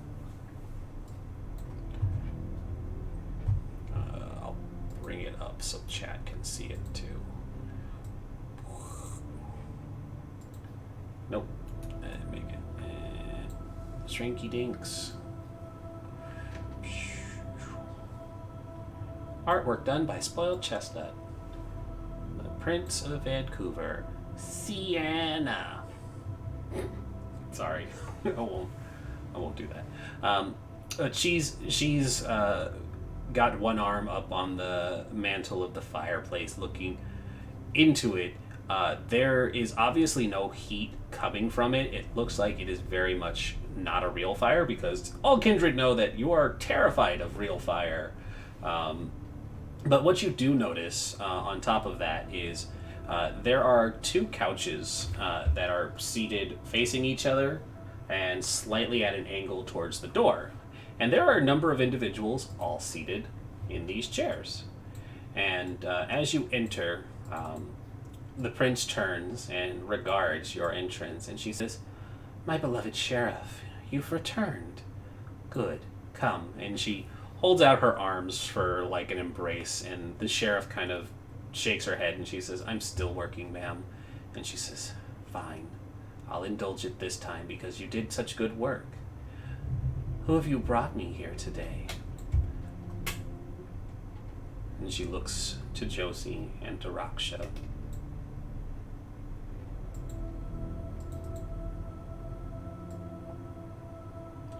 You feel just a slight press of something up against your back, Raksha, and the Middle Eastern gentleman says, "She's addressing you. Answer the prince." It's Raksha and my Raksha friend what? here.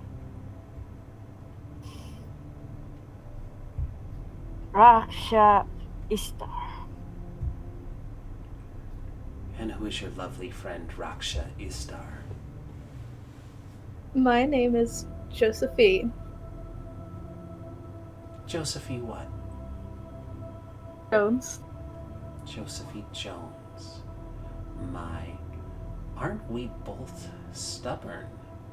Don't you know you're standing in front of your prince? I mean, I was planning on bowing, but then you asked who we were. And then she'll bow.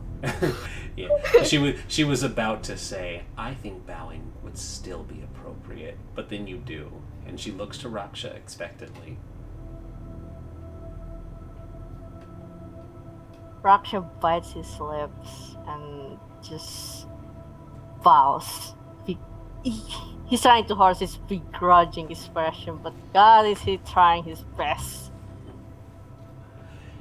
You've been brought here today because word travels fast in my city when one breaches the very foundations of our society. We exist in the shadows for a very important reason. Blatant disregard for the rules that have existed for generations not only puts yourself at risk, but puts every kindred in the city at risk. Normally, a breach to the Masquerade is punishable by final death.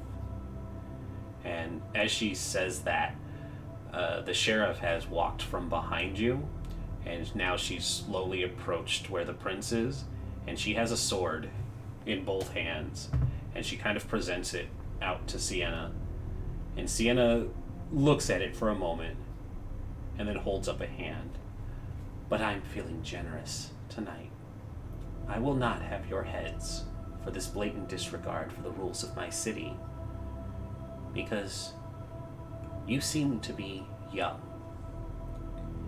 and young kindred should learn from their mistakes, not be given final death for it.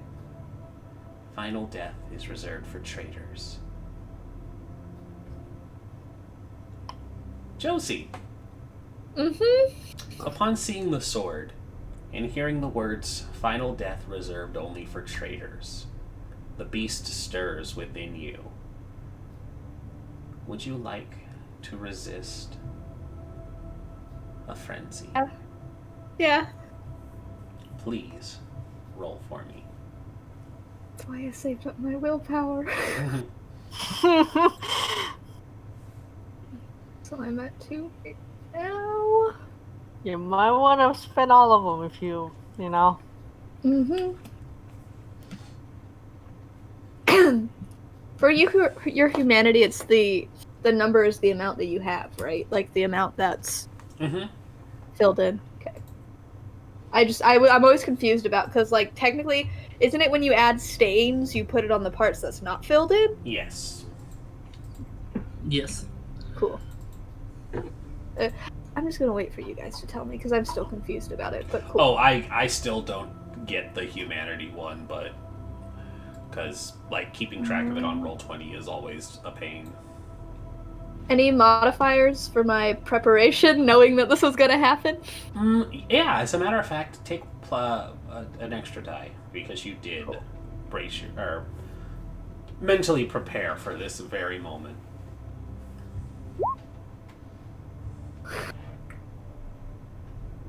All right. Oh, hold on. We have a raid. Woo. A raid of 22 people. Oh my goodness. Oh wow. The Nat 30s. Hello. Hello. You guys have arrived at an amazing time.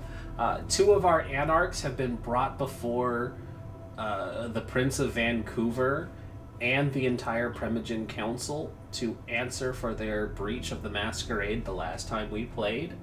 Our Gangrel has just passed her frenzy check to not act out. Oh my gosh, so many follows. Thank you guys. You are wonderful. You're all fabulous. We love you. Dude. I'm gonna wait for the follow chimes to die down. But hello, thank you for the raid again once more. You guys are all great. As I said, you guys have arrived at a great time. This is they are brought before the entire Camerilla Council to answer for their crimes. Ooh, we got more coming in. Oh my goodness, so many people. Roxa, how are you holding up during all this? Honestly, he's not doing great. He's in between. I want to freaking kill this. Okay, so at first he's like, I can't do this. I gotta do something. But then when he went face to face with the prince, he's like, just like old time, just like old time. Just play along, and give him more reason for you to want to kill them. Just quietly, just smile through the pain and keep less of what you're gonna do once you're done with them. So basically. So Josie, you've resisted the urge to act out, to rage at the very, or to what you and the beast feel is an admission to what had happened to somebody important to you. The death as a traitor resonates in your mind, but you hold it in. You know that it's probably not the time to do anything. And as she says that this should be treated as a learning experience, Sienna turns to the other members that are seated on the couches. They all seem to be reclining luxuriously, but looking at you all with disdain at your open breach. But she smiles and she says, "What do you think, my counsel? Is there any insight we might be able to give these young neonates on how to best repent for their crimes?" And one individual raises a hand. There's no description. Oh, there we go. An unusually pale individual with dark, almost black eyes, wearing a simple black dress with jewelry and square glasses. They look up and they say, "Are you certain we can't execute them? Perhaps maybe we could just do some experiments." And she says, the Tremere never ceased to amaze me. What you want to do with the vitae of them is probably not on the table right now.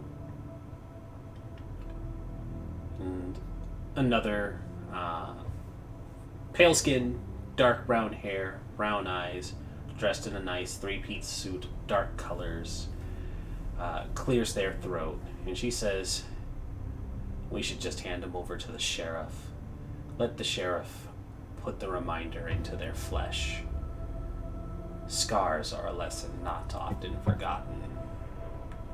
And Sienna licks her lips and says, an excellent idea, Miss Conti. Always to the point. That's the beauty of Ventru. They don't play games. Then another pale, short man with short, dark hair and piercing blue eyes says, well, if you were to ask me what I think, we could separate them.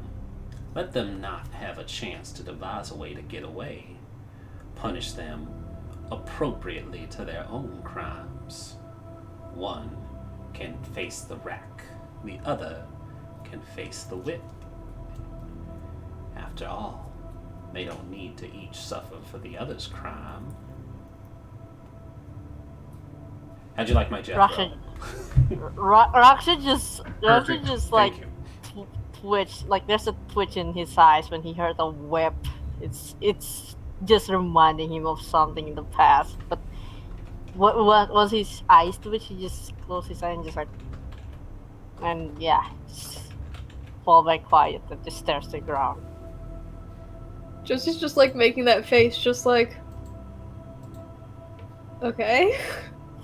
Because in her mind, she's like, technically we both did the same crime.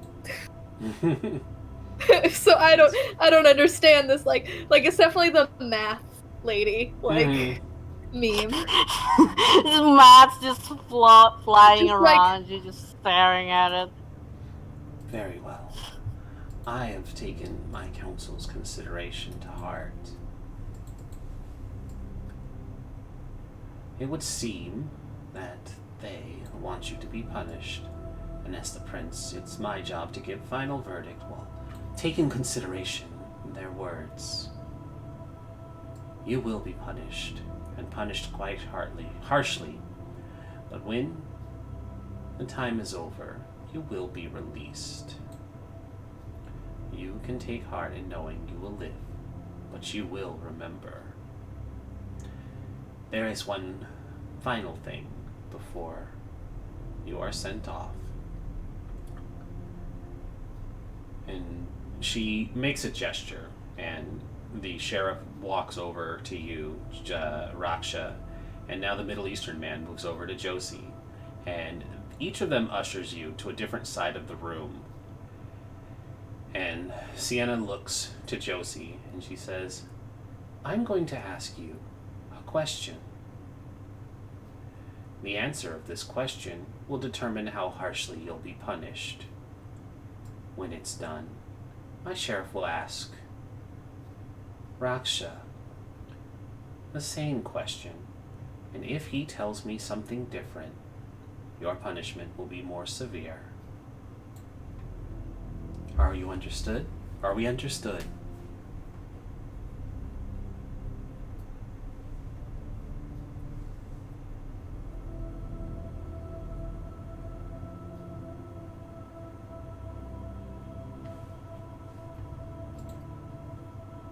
I love the face. I don't think Josie's making that face. That's just No, me. I like your face. Because I'm trying to figure out what the question could be. And see, I know that this is some sort of psychology thing, and I'm trying to remember what it is specifically. It's such a good one, too. I know, I'm just like... I know Shay knows what it is. I do. Tell me it afterwards. Yes, so afterwards. I can remember.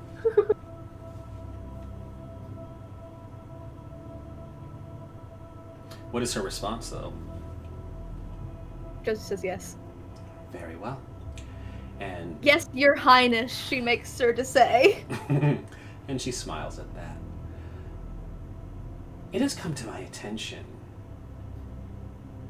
that Duskwalkers are hiding in my city.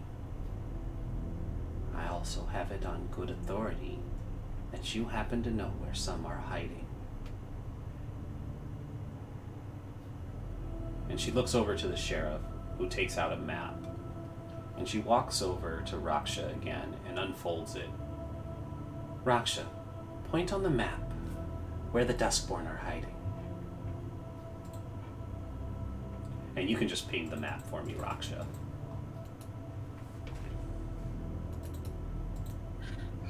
Should we have Kay drop out? No, because if she's gonna lie, Decided where Josie's gonna say. yeah, I want to know if she's gonna lie or not because I know what the answer is. Raksha, have you pinged it?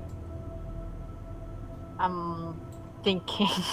I'm thinking of the decision I'm about to make. I'm not gonna say where they actually are, but I have my options.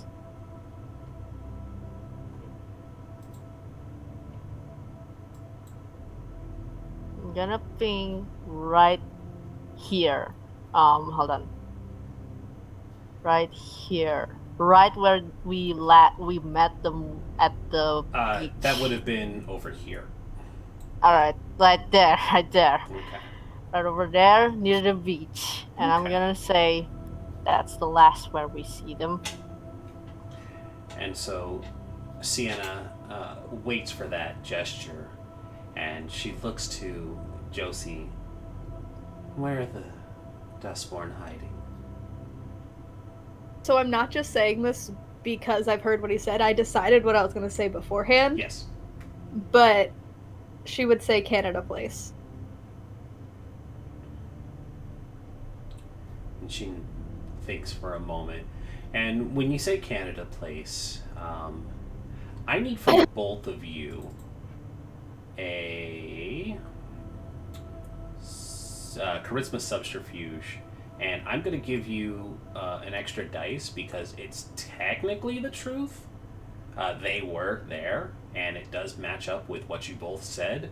But the lie, which is why it's a subterfuge, is because that's not where they're currently.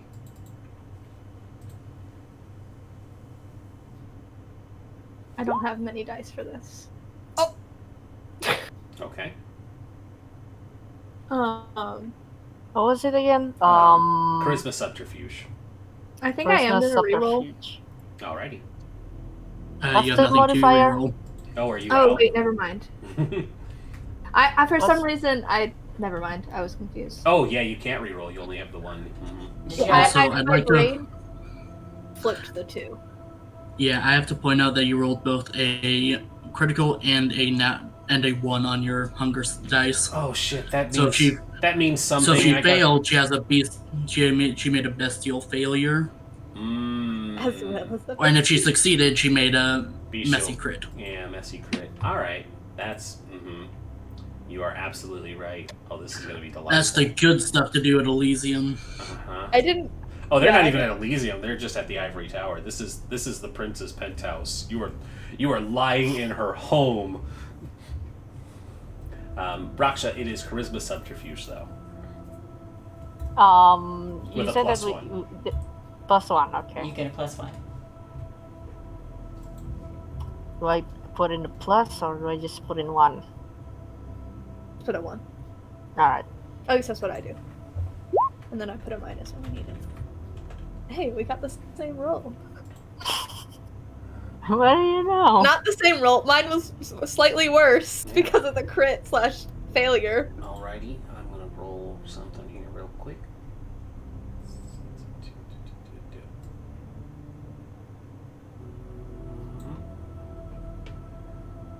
Oh, that... No, actually, that's fine.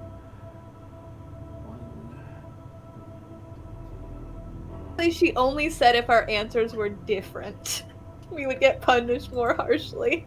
That is true. Yeah, nothing new. Nothing new for And actually, to clarify, she said you would be punished more harshly. Me or Raksha? You. Okay. And so, Oh Lord. And so, when you mark the spot on the map, and Josie says Canada Place, the dock. You said the beach on Canada Place, so it coincides with where you had picked them up. And Sienna smiles, and the sheriff smiles. But the sheriff's smile seems very malicious. And she says, "Good. That was what I was hoping you would tell me." And she snaps her finger, and the sheriff puts her hands on Raksha's shoulders. "Take him." And Raksha, do you resist being dragged off?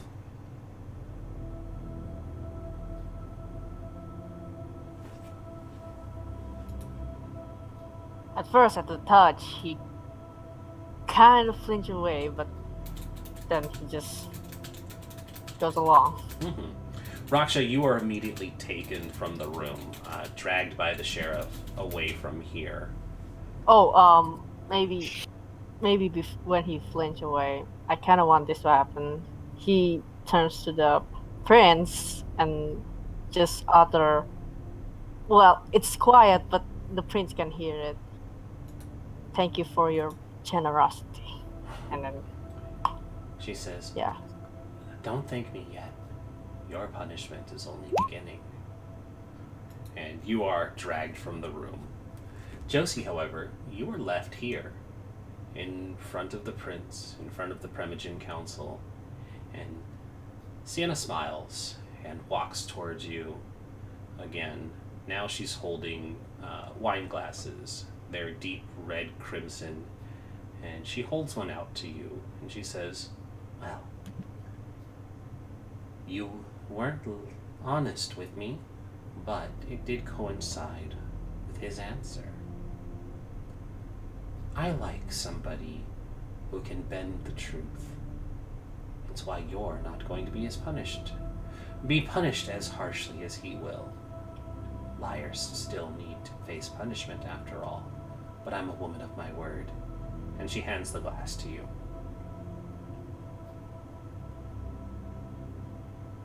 Do you want me to drink it? I would be offended if you refused. She'd drink it. And you taste the thick, refreshing taste of human blood as you imbibe in it. It is in fact laced with alcohol. The person they drained must have been intoxicated when it happened, and it's enough to give a slight buzz, but it's a very rich taste. And she smiles and says, "Well, unfortunately, I have to say that I do know where at least one Duskborn is." And a back room door opens, and Mr. Skull walks out with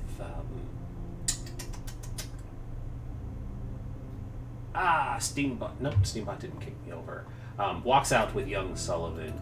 Young Sullivan's hands are bound. He has a swollen black eye, and she says,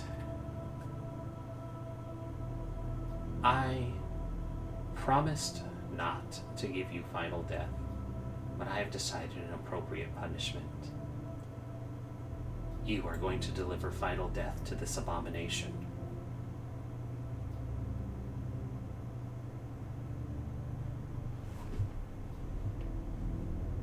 Dude, she wouldn't say that, but I don't want to. Thank God it wasn't Raksha. Jesus Christ. I'm just like thinking right now, wow, if this was Raksha, Could Jesus you imagine? Christ, he would. Oh no. Oh Lord. It's going to be more hectic than you think. What you doing, Josie? Oh. Oh, first she would like glare fucking daggers at Skull. Like, I knew I didn't like this guy. Also, he's technically breaking his promise that he'd be back alive. I mean, he said you'd see him again alive.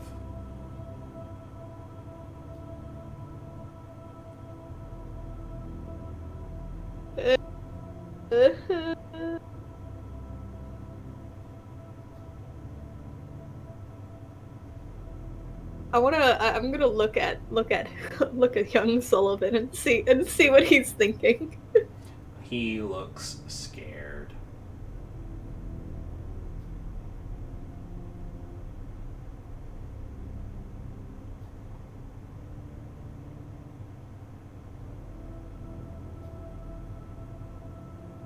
Quick, grab the bomb and run. Grab the bomb? That's the joke. Just grab Sullivan and dive out the window. It'll be fine. Yeah, he's a bum. Raksha. Grab the bomb and run. He'll be fine. He's a Bruja. Yeah, I mean, I've been through worse. He's been through worse, honestly. This is just, You don't know what he's lived through. As much as Josie totally, like,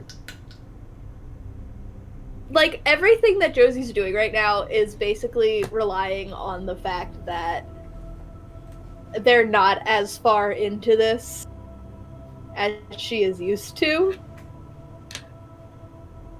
So, I think she would glance at the prince and then look back at him and just say, "I'm sorry," and then go at him. You gonna chop his head off? Yeah. Awesome.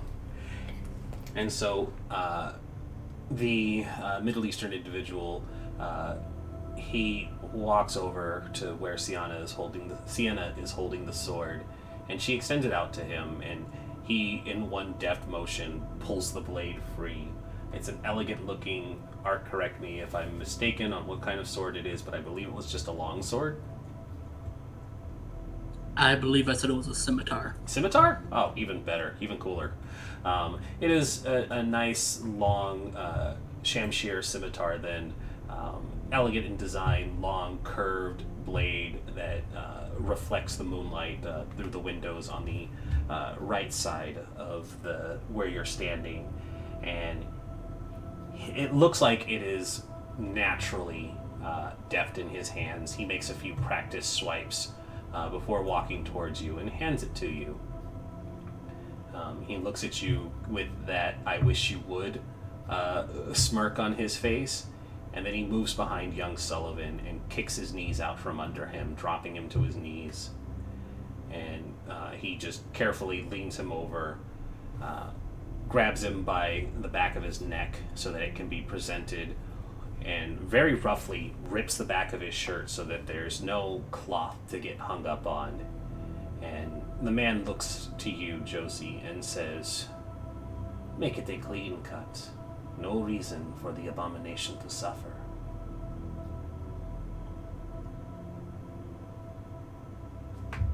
She'd take a moment and glance over at Skull, debating for like a moment. But then ultimately, deciding now is not the time. And is going to take a mental note later to destroy this guy. Just like she is doing with everyone else in the room right now. Yep, you've got to... Oh my god, you're turning into the youngest Stark daughter. Just have a list of people to kill. Arya. Yeah, you're Arya now. It's more like she was already planning on killing all these people, but now they're on her totally just annihilate as much as she can. Make it as long and painful as possible. Mm-hmm. Ah, yes, the plan to torture them all. Yes, Raksha's on it too. Don't worry. Strength plus melee. We're gonna have fun. We're gonna have fun once we're out of this, and once it's time for them to suffer. We will have fun. Strength plus melee to swing the sword, and I will give you a bonus again, because this is a helpless victim on his knees. I don't want the bonus though. I mean, I do, but Oh, you want the bonus. I know. I'm gonna reroll because I want it to be clean and not painful at all. Do you have any more to reroll? Oh, you're very Yeah, low. I have 2. All right. But it's okay. This is very important. This is very important. Okay, that's good enough. All right. And sure enough, taking the time to have a more precise swing, beheading someone is not as easy as the movies make it out to be. There is very real resistance when the blade meets the bone of his spine, but you're a kindred, and while they're only a thin blood, their resistance isn't perfect, and eventually your muscle gives way, and the blade slices cleanly through. His head falls off, and his body starts to turn to ash first. The head stays a bit longer, and it rolls a couple bounces forward into the center of the 2 sets of couches where the Primogen Council had been seated, and they all laugh at the sight of this rolling head. And Josie, you have a moment to see young Sullivan's eyes lose the color behind them as it too eventually dissolves into just a skull with slightly elongated fangs. The Middle Eastern man steps forward, takes the sword from your hands, quickly wipes the blood from it before presenting it back to Sienna, who promptly sheaths the scimitar, and she smiles and says, "Well done. I am very impressed." Her face is just emotionless and she is not saying anything. I'm nothing if not a woman of my word. Your punishment is complete. And she looks to the band and gives a gesture. Escort her out.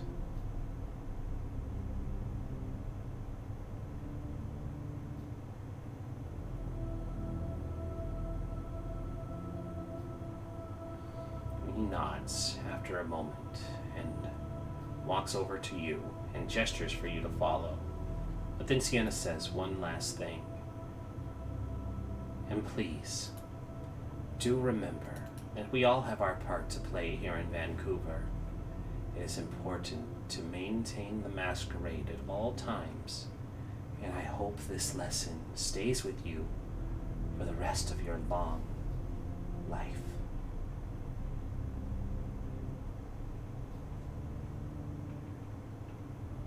Oh, You cut out what? I won't say anything. Just completely just numbed to everything right now. And you're taken to the elevator. It is a long, slow, and quiet ride down. It's just you and this man, and of course the elevator operator rides slowly. There is an opportunity to say anything to him if you want, but you are free from the eyes and ears of the Primogen Council and the Prince of Vancouver. Man, is it the Middle Eastern man? Yes. The Okay. sheriff took Raksha. Yeah. No, never mind. Mm-hmm. All right. No, she's not going to say anything. All right. We'll cut then to Raksha. No, I want to do it now because I don't want you to wait a whole week in suspense of what happens to you, Raksha. Raksha, you're not returned tonight. Instead, Oh boy. the coterie is not going to see Raksha for a week. Raksha, the week for you is not pleasant. You are taken to a back elevator that takes you down deep under the hotel into the lower levels, where you are subjected to a great deal of physical torture, to the point that all of your all of your superficial damage is going to be ticked up, and you're going to be brought basically every night to the point of torpor as they inflict various tortures that will hurt you. Things like giving you a very deep and thorough acid bath, burning the skin, that of course regenerates with your natural vampiric healing, but is still very, very painful.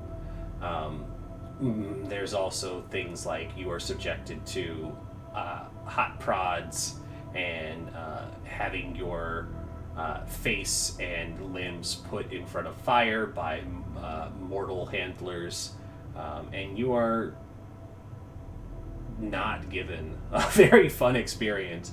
You're also starved of any vitae every night when you are roused. Actually, give me 3 rouse checks, please. All right. Or not 3, 4. Okay. 4 rouse checks, and your hunger will.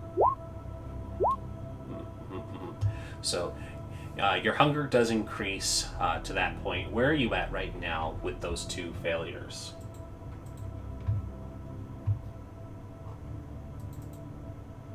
It'll be 3. It'll be 3 with 2 failures? Okay. Give me 2 more rouse checks then, because that'll be 5 days. You are gone for a week. Okay, so it's at 4.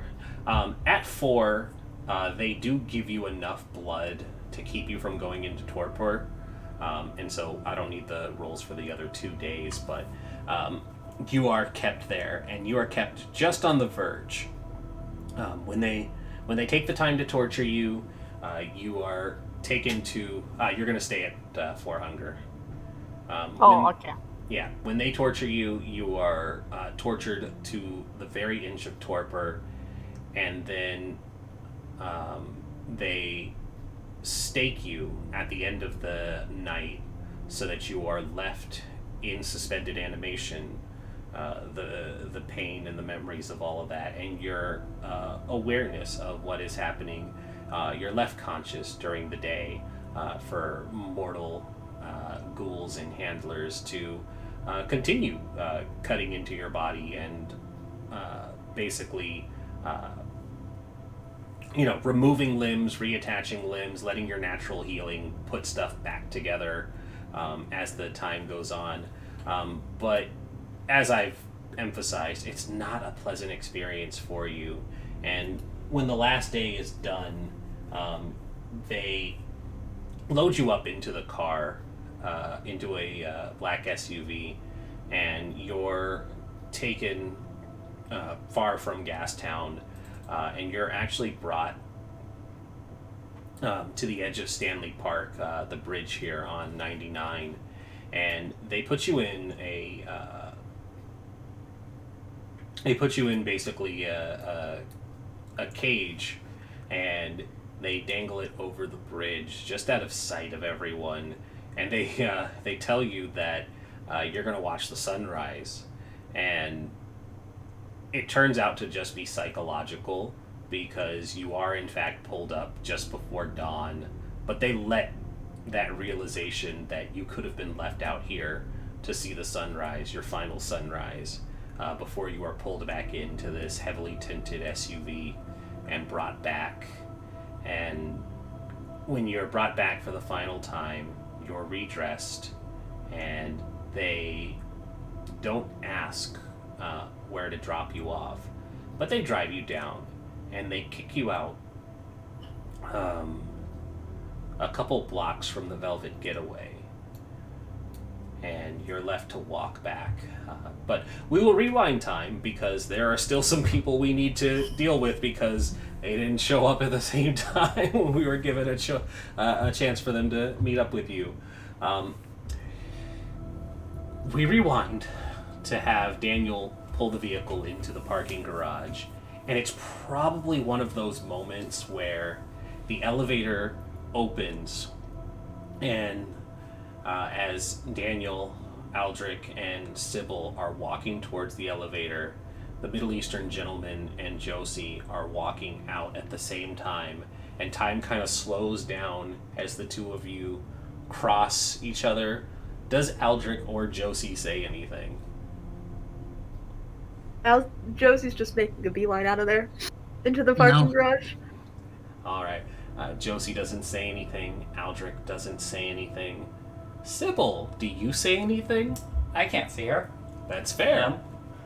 This is the one time her fourth wall doesn't detect Josie's presence.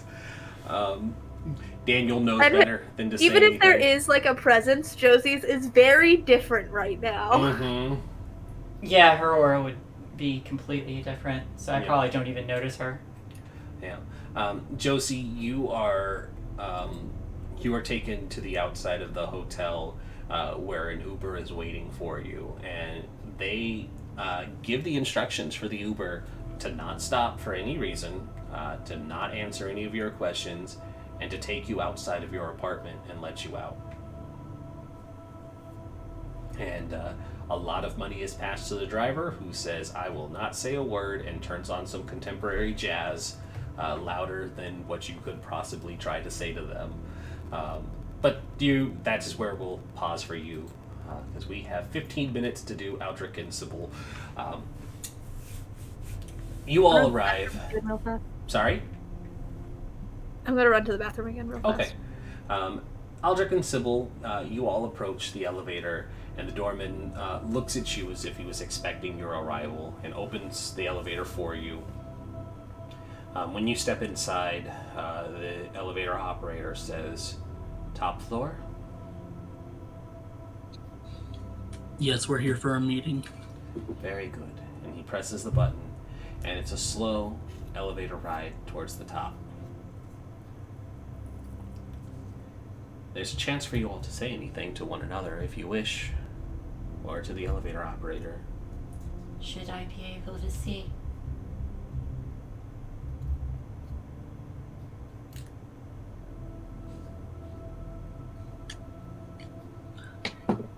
No, it should be fine. I hope Raksha and Josie are okay. No, I'm just kidding. Before long, the elevator reaches the top, and like the others, you see the luxurious hallway that leads to the penthouse. The doors to the penthouse are open, however, and while the Primogen Council are gone, the prince and the sheriff are standing there on the opposite side near the artificial fireplace. And when you enter, Sienna turns and smiles and says, "Ah, you're the one who wished to make a formal declaration of your arrival to my city." Yes, I did, and Aldrich will drop to a knee and bow. My name is Aldrich Lee. I am of the Ministry. This here is Sybil of Clan Malkavian. Ministry? My. I bow in the slightly wrong direction. It has been some time since a Ministry member has presented themselves before the Camerilla. I was under the impression you all desired to maintain independence after that nasty incident. What business do you have in my city, Ministry? Or actually, strike that, reverse it. She openly says, "What business do you have in my city, set type?"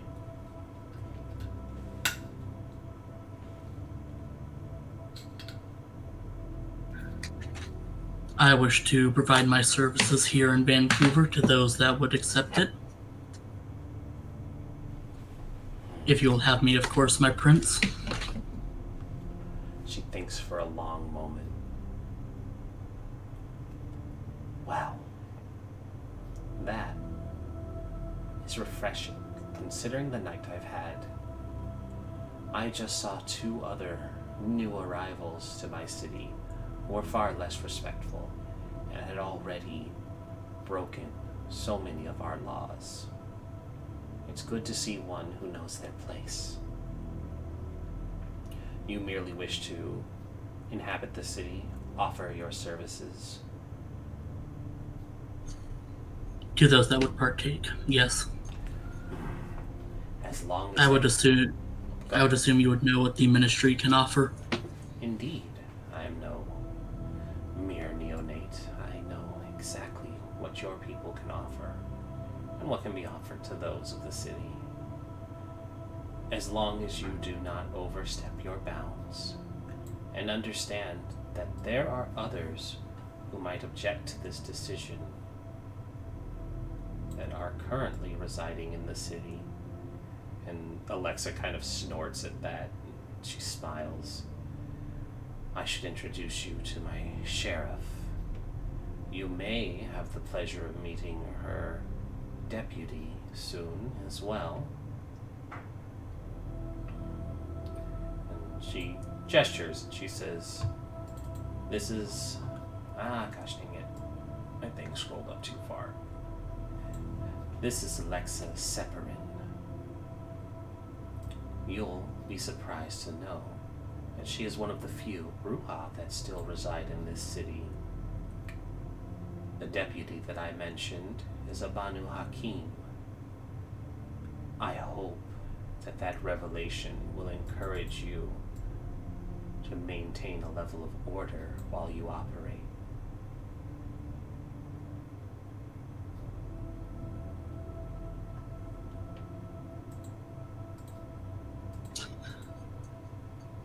I would be happy to make their acquaintance. I hold no ill will towards any other clan, personally. You are fortunate that the deputy is not here. I don't think he would share that sentiment. While this is going on, I'd like to activate Sense the Unseen. Oh, no, wait. Let me check. I would like to get a read. First I want to hear if there's how many breaths are in the room. Because I may not be able to see them, but I'm good at hearing. What's awareness then? Awareness, where are you? There you are. Yeah, for some reason it's not really alphabetical, but kind of is. It goes Kind of across. is. Okay. Bonus for hearing. There we go. There are 4 sets of breaths in the room. Actually, strike that. Reverse it. There are no breaths in the room. You're all vampires. That's right. Nobody It breathes. occurred to me after I rolled that. Nobody breathes. In the penthouse, there are no breaths. And since the unseen is just always on, Yes. Yes. may I drop the last roll, which is a success, for and keep a 5 dice roll for just being able to sense the auras? Yes. Okay. That's fine. I don't mind that. That's all I want to do. I just want to memorize them. Yep. There are 3 auras in the room besides your own.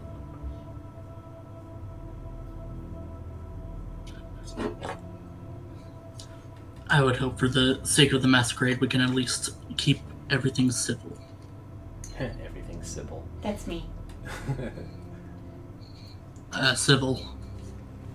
That's what That's I what said. I said. This is just Malkavian in her head and out loud. Yep. Oh, it's getting so hot in here. We have our AC off, so that there's no noise. Ugh, it's the worst decision ever. It's really hot. Yeah, it is. Sienna nods her head and says, "Of course. The sheriff will keep her dogs on their leashes. You don't have to worry about the Banu Hakim coming after you in the dead of night, unless you step beyond your bounds. So, please tell me, Mr. Lee, where are you residing currently?"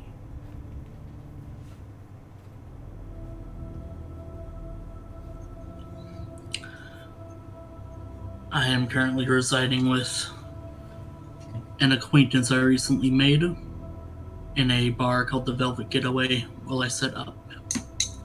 Alexa glances to Sienna, and she gives this curtest of nods. So I understand that you are speaking on behalf of your entire coterie, then, given the absence of 2 members.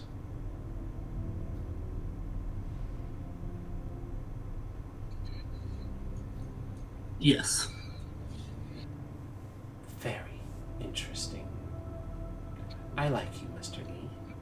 I find that you are a pragmatic difference to those that I had just met merely an hour ago. With that being said, you have my blessing to reside in the city, so long as you maintain our laws. Your business will be your own, until it is otherwise Camerilla business. Go with my blessing. And she does extend a hand. Aldrich will take it and do the thumb over the ring, kiss the thumb. And then she holds it out towards Sybil.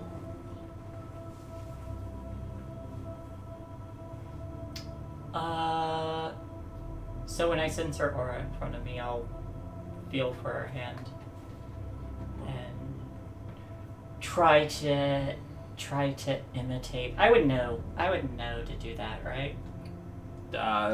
Since you asked the question, I will now have an etiquette roll from you. Yeah. Give me an intelligence etiquette roll, please. Etiquette. So probably... Yeah. 2. Sure. Yeah, you have a basic understanding, given your history with the Camerilla. Your sire made sure that the information was learned, if not beaten into you. Oh, then I definitely could do that. Yeah, absolutely. Yep. I said if not, so it's up to you to decide. It was probably beaten into her. Yep. And so you know how to make the gestures and give the appropriate honoraries to the prince when her hand is extended. And Sienna smiles and says, "Very good.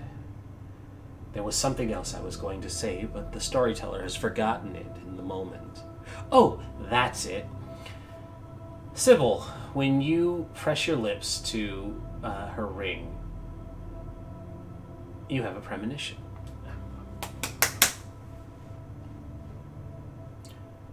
I will just roll premonition, so that comes up. Yep. Okay. So your eyes haze over further than they already have.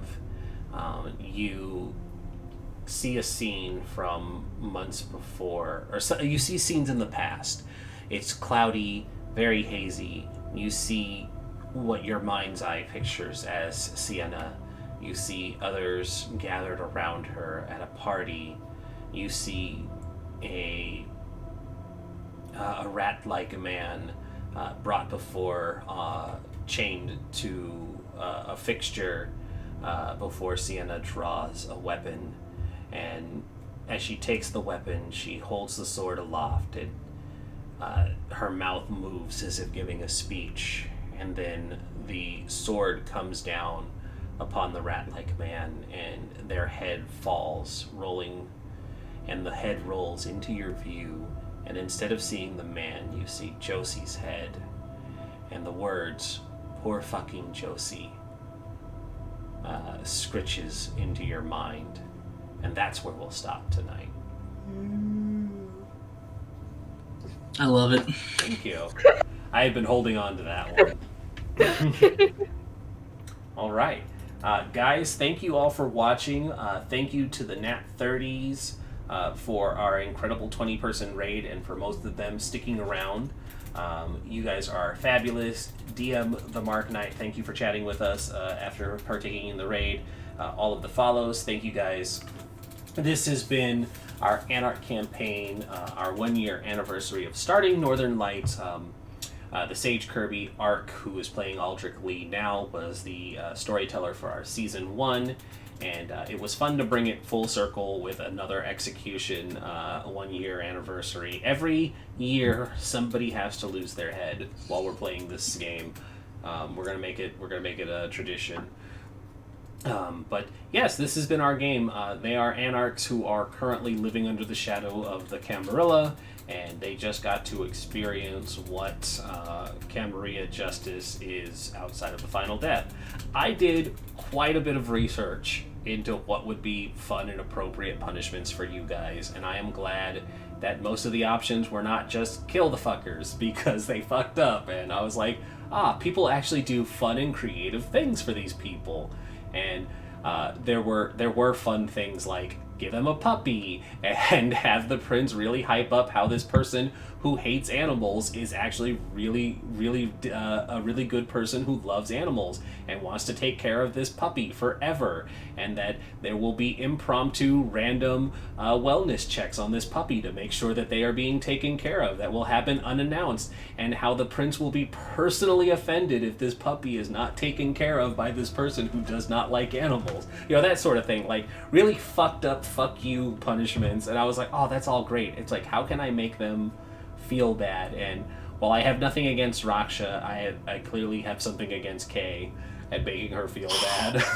It's okay. Raksha, you just get tortured, but Kay, she has to live with her punishment. I said this in Rush Discord, is but having fun. I said this in Discord, but Aldrich would not have hesitated.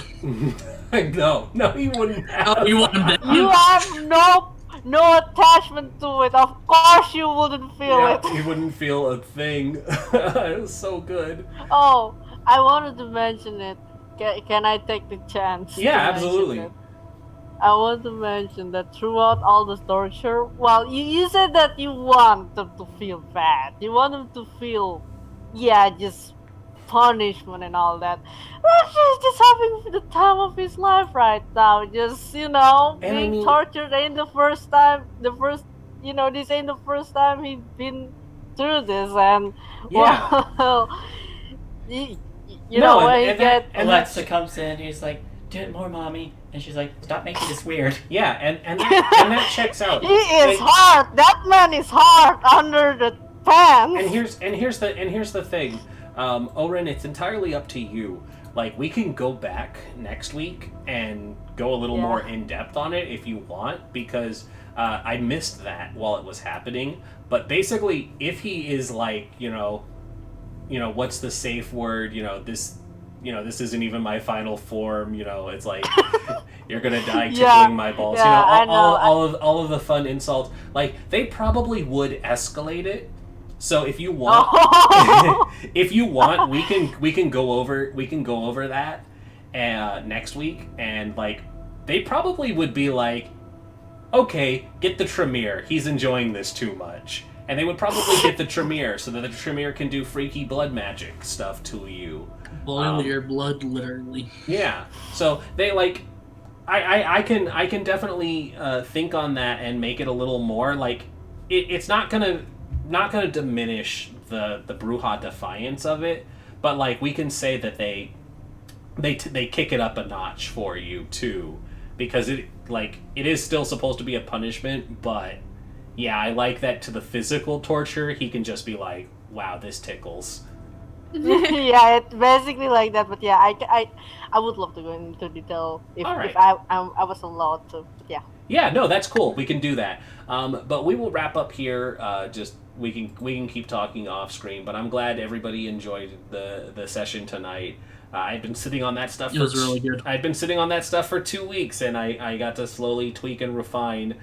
This definitely wouldn't have been how it would have been 2 weeks ago, and definitely wouldn't have been how it would have been a week ago. But I'm glad I had more time to think and make this special, especially since Ark had pointed out that it was the 1 year anniversary for this game, and everybody being together.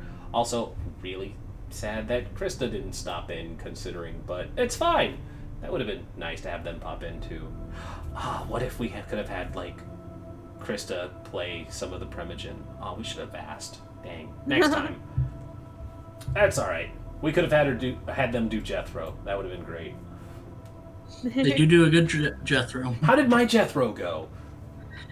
You want a little more country rather than like Georgian plantation owner. That's fair. We can't do. Still we good, can't. We can't really do plantation owner right now. It's. Mm-hmm. But yeah, okay.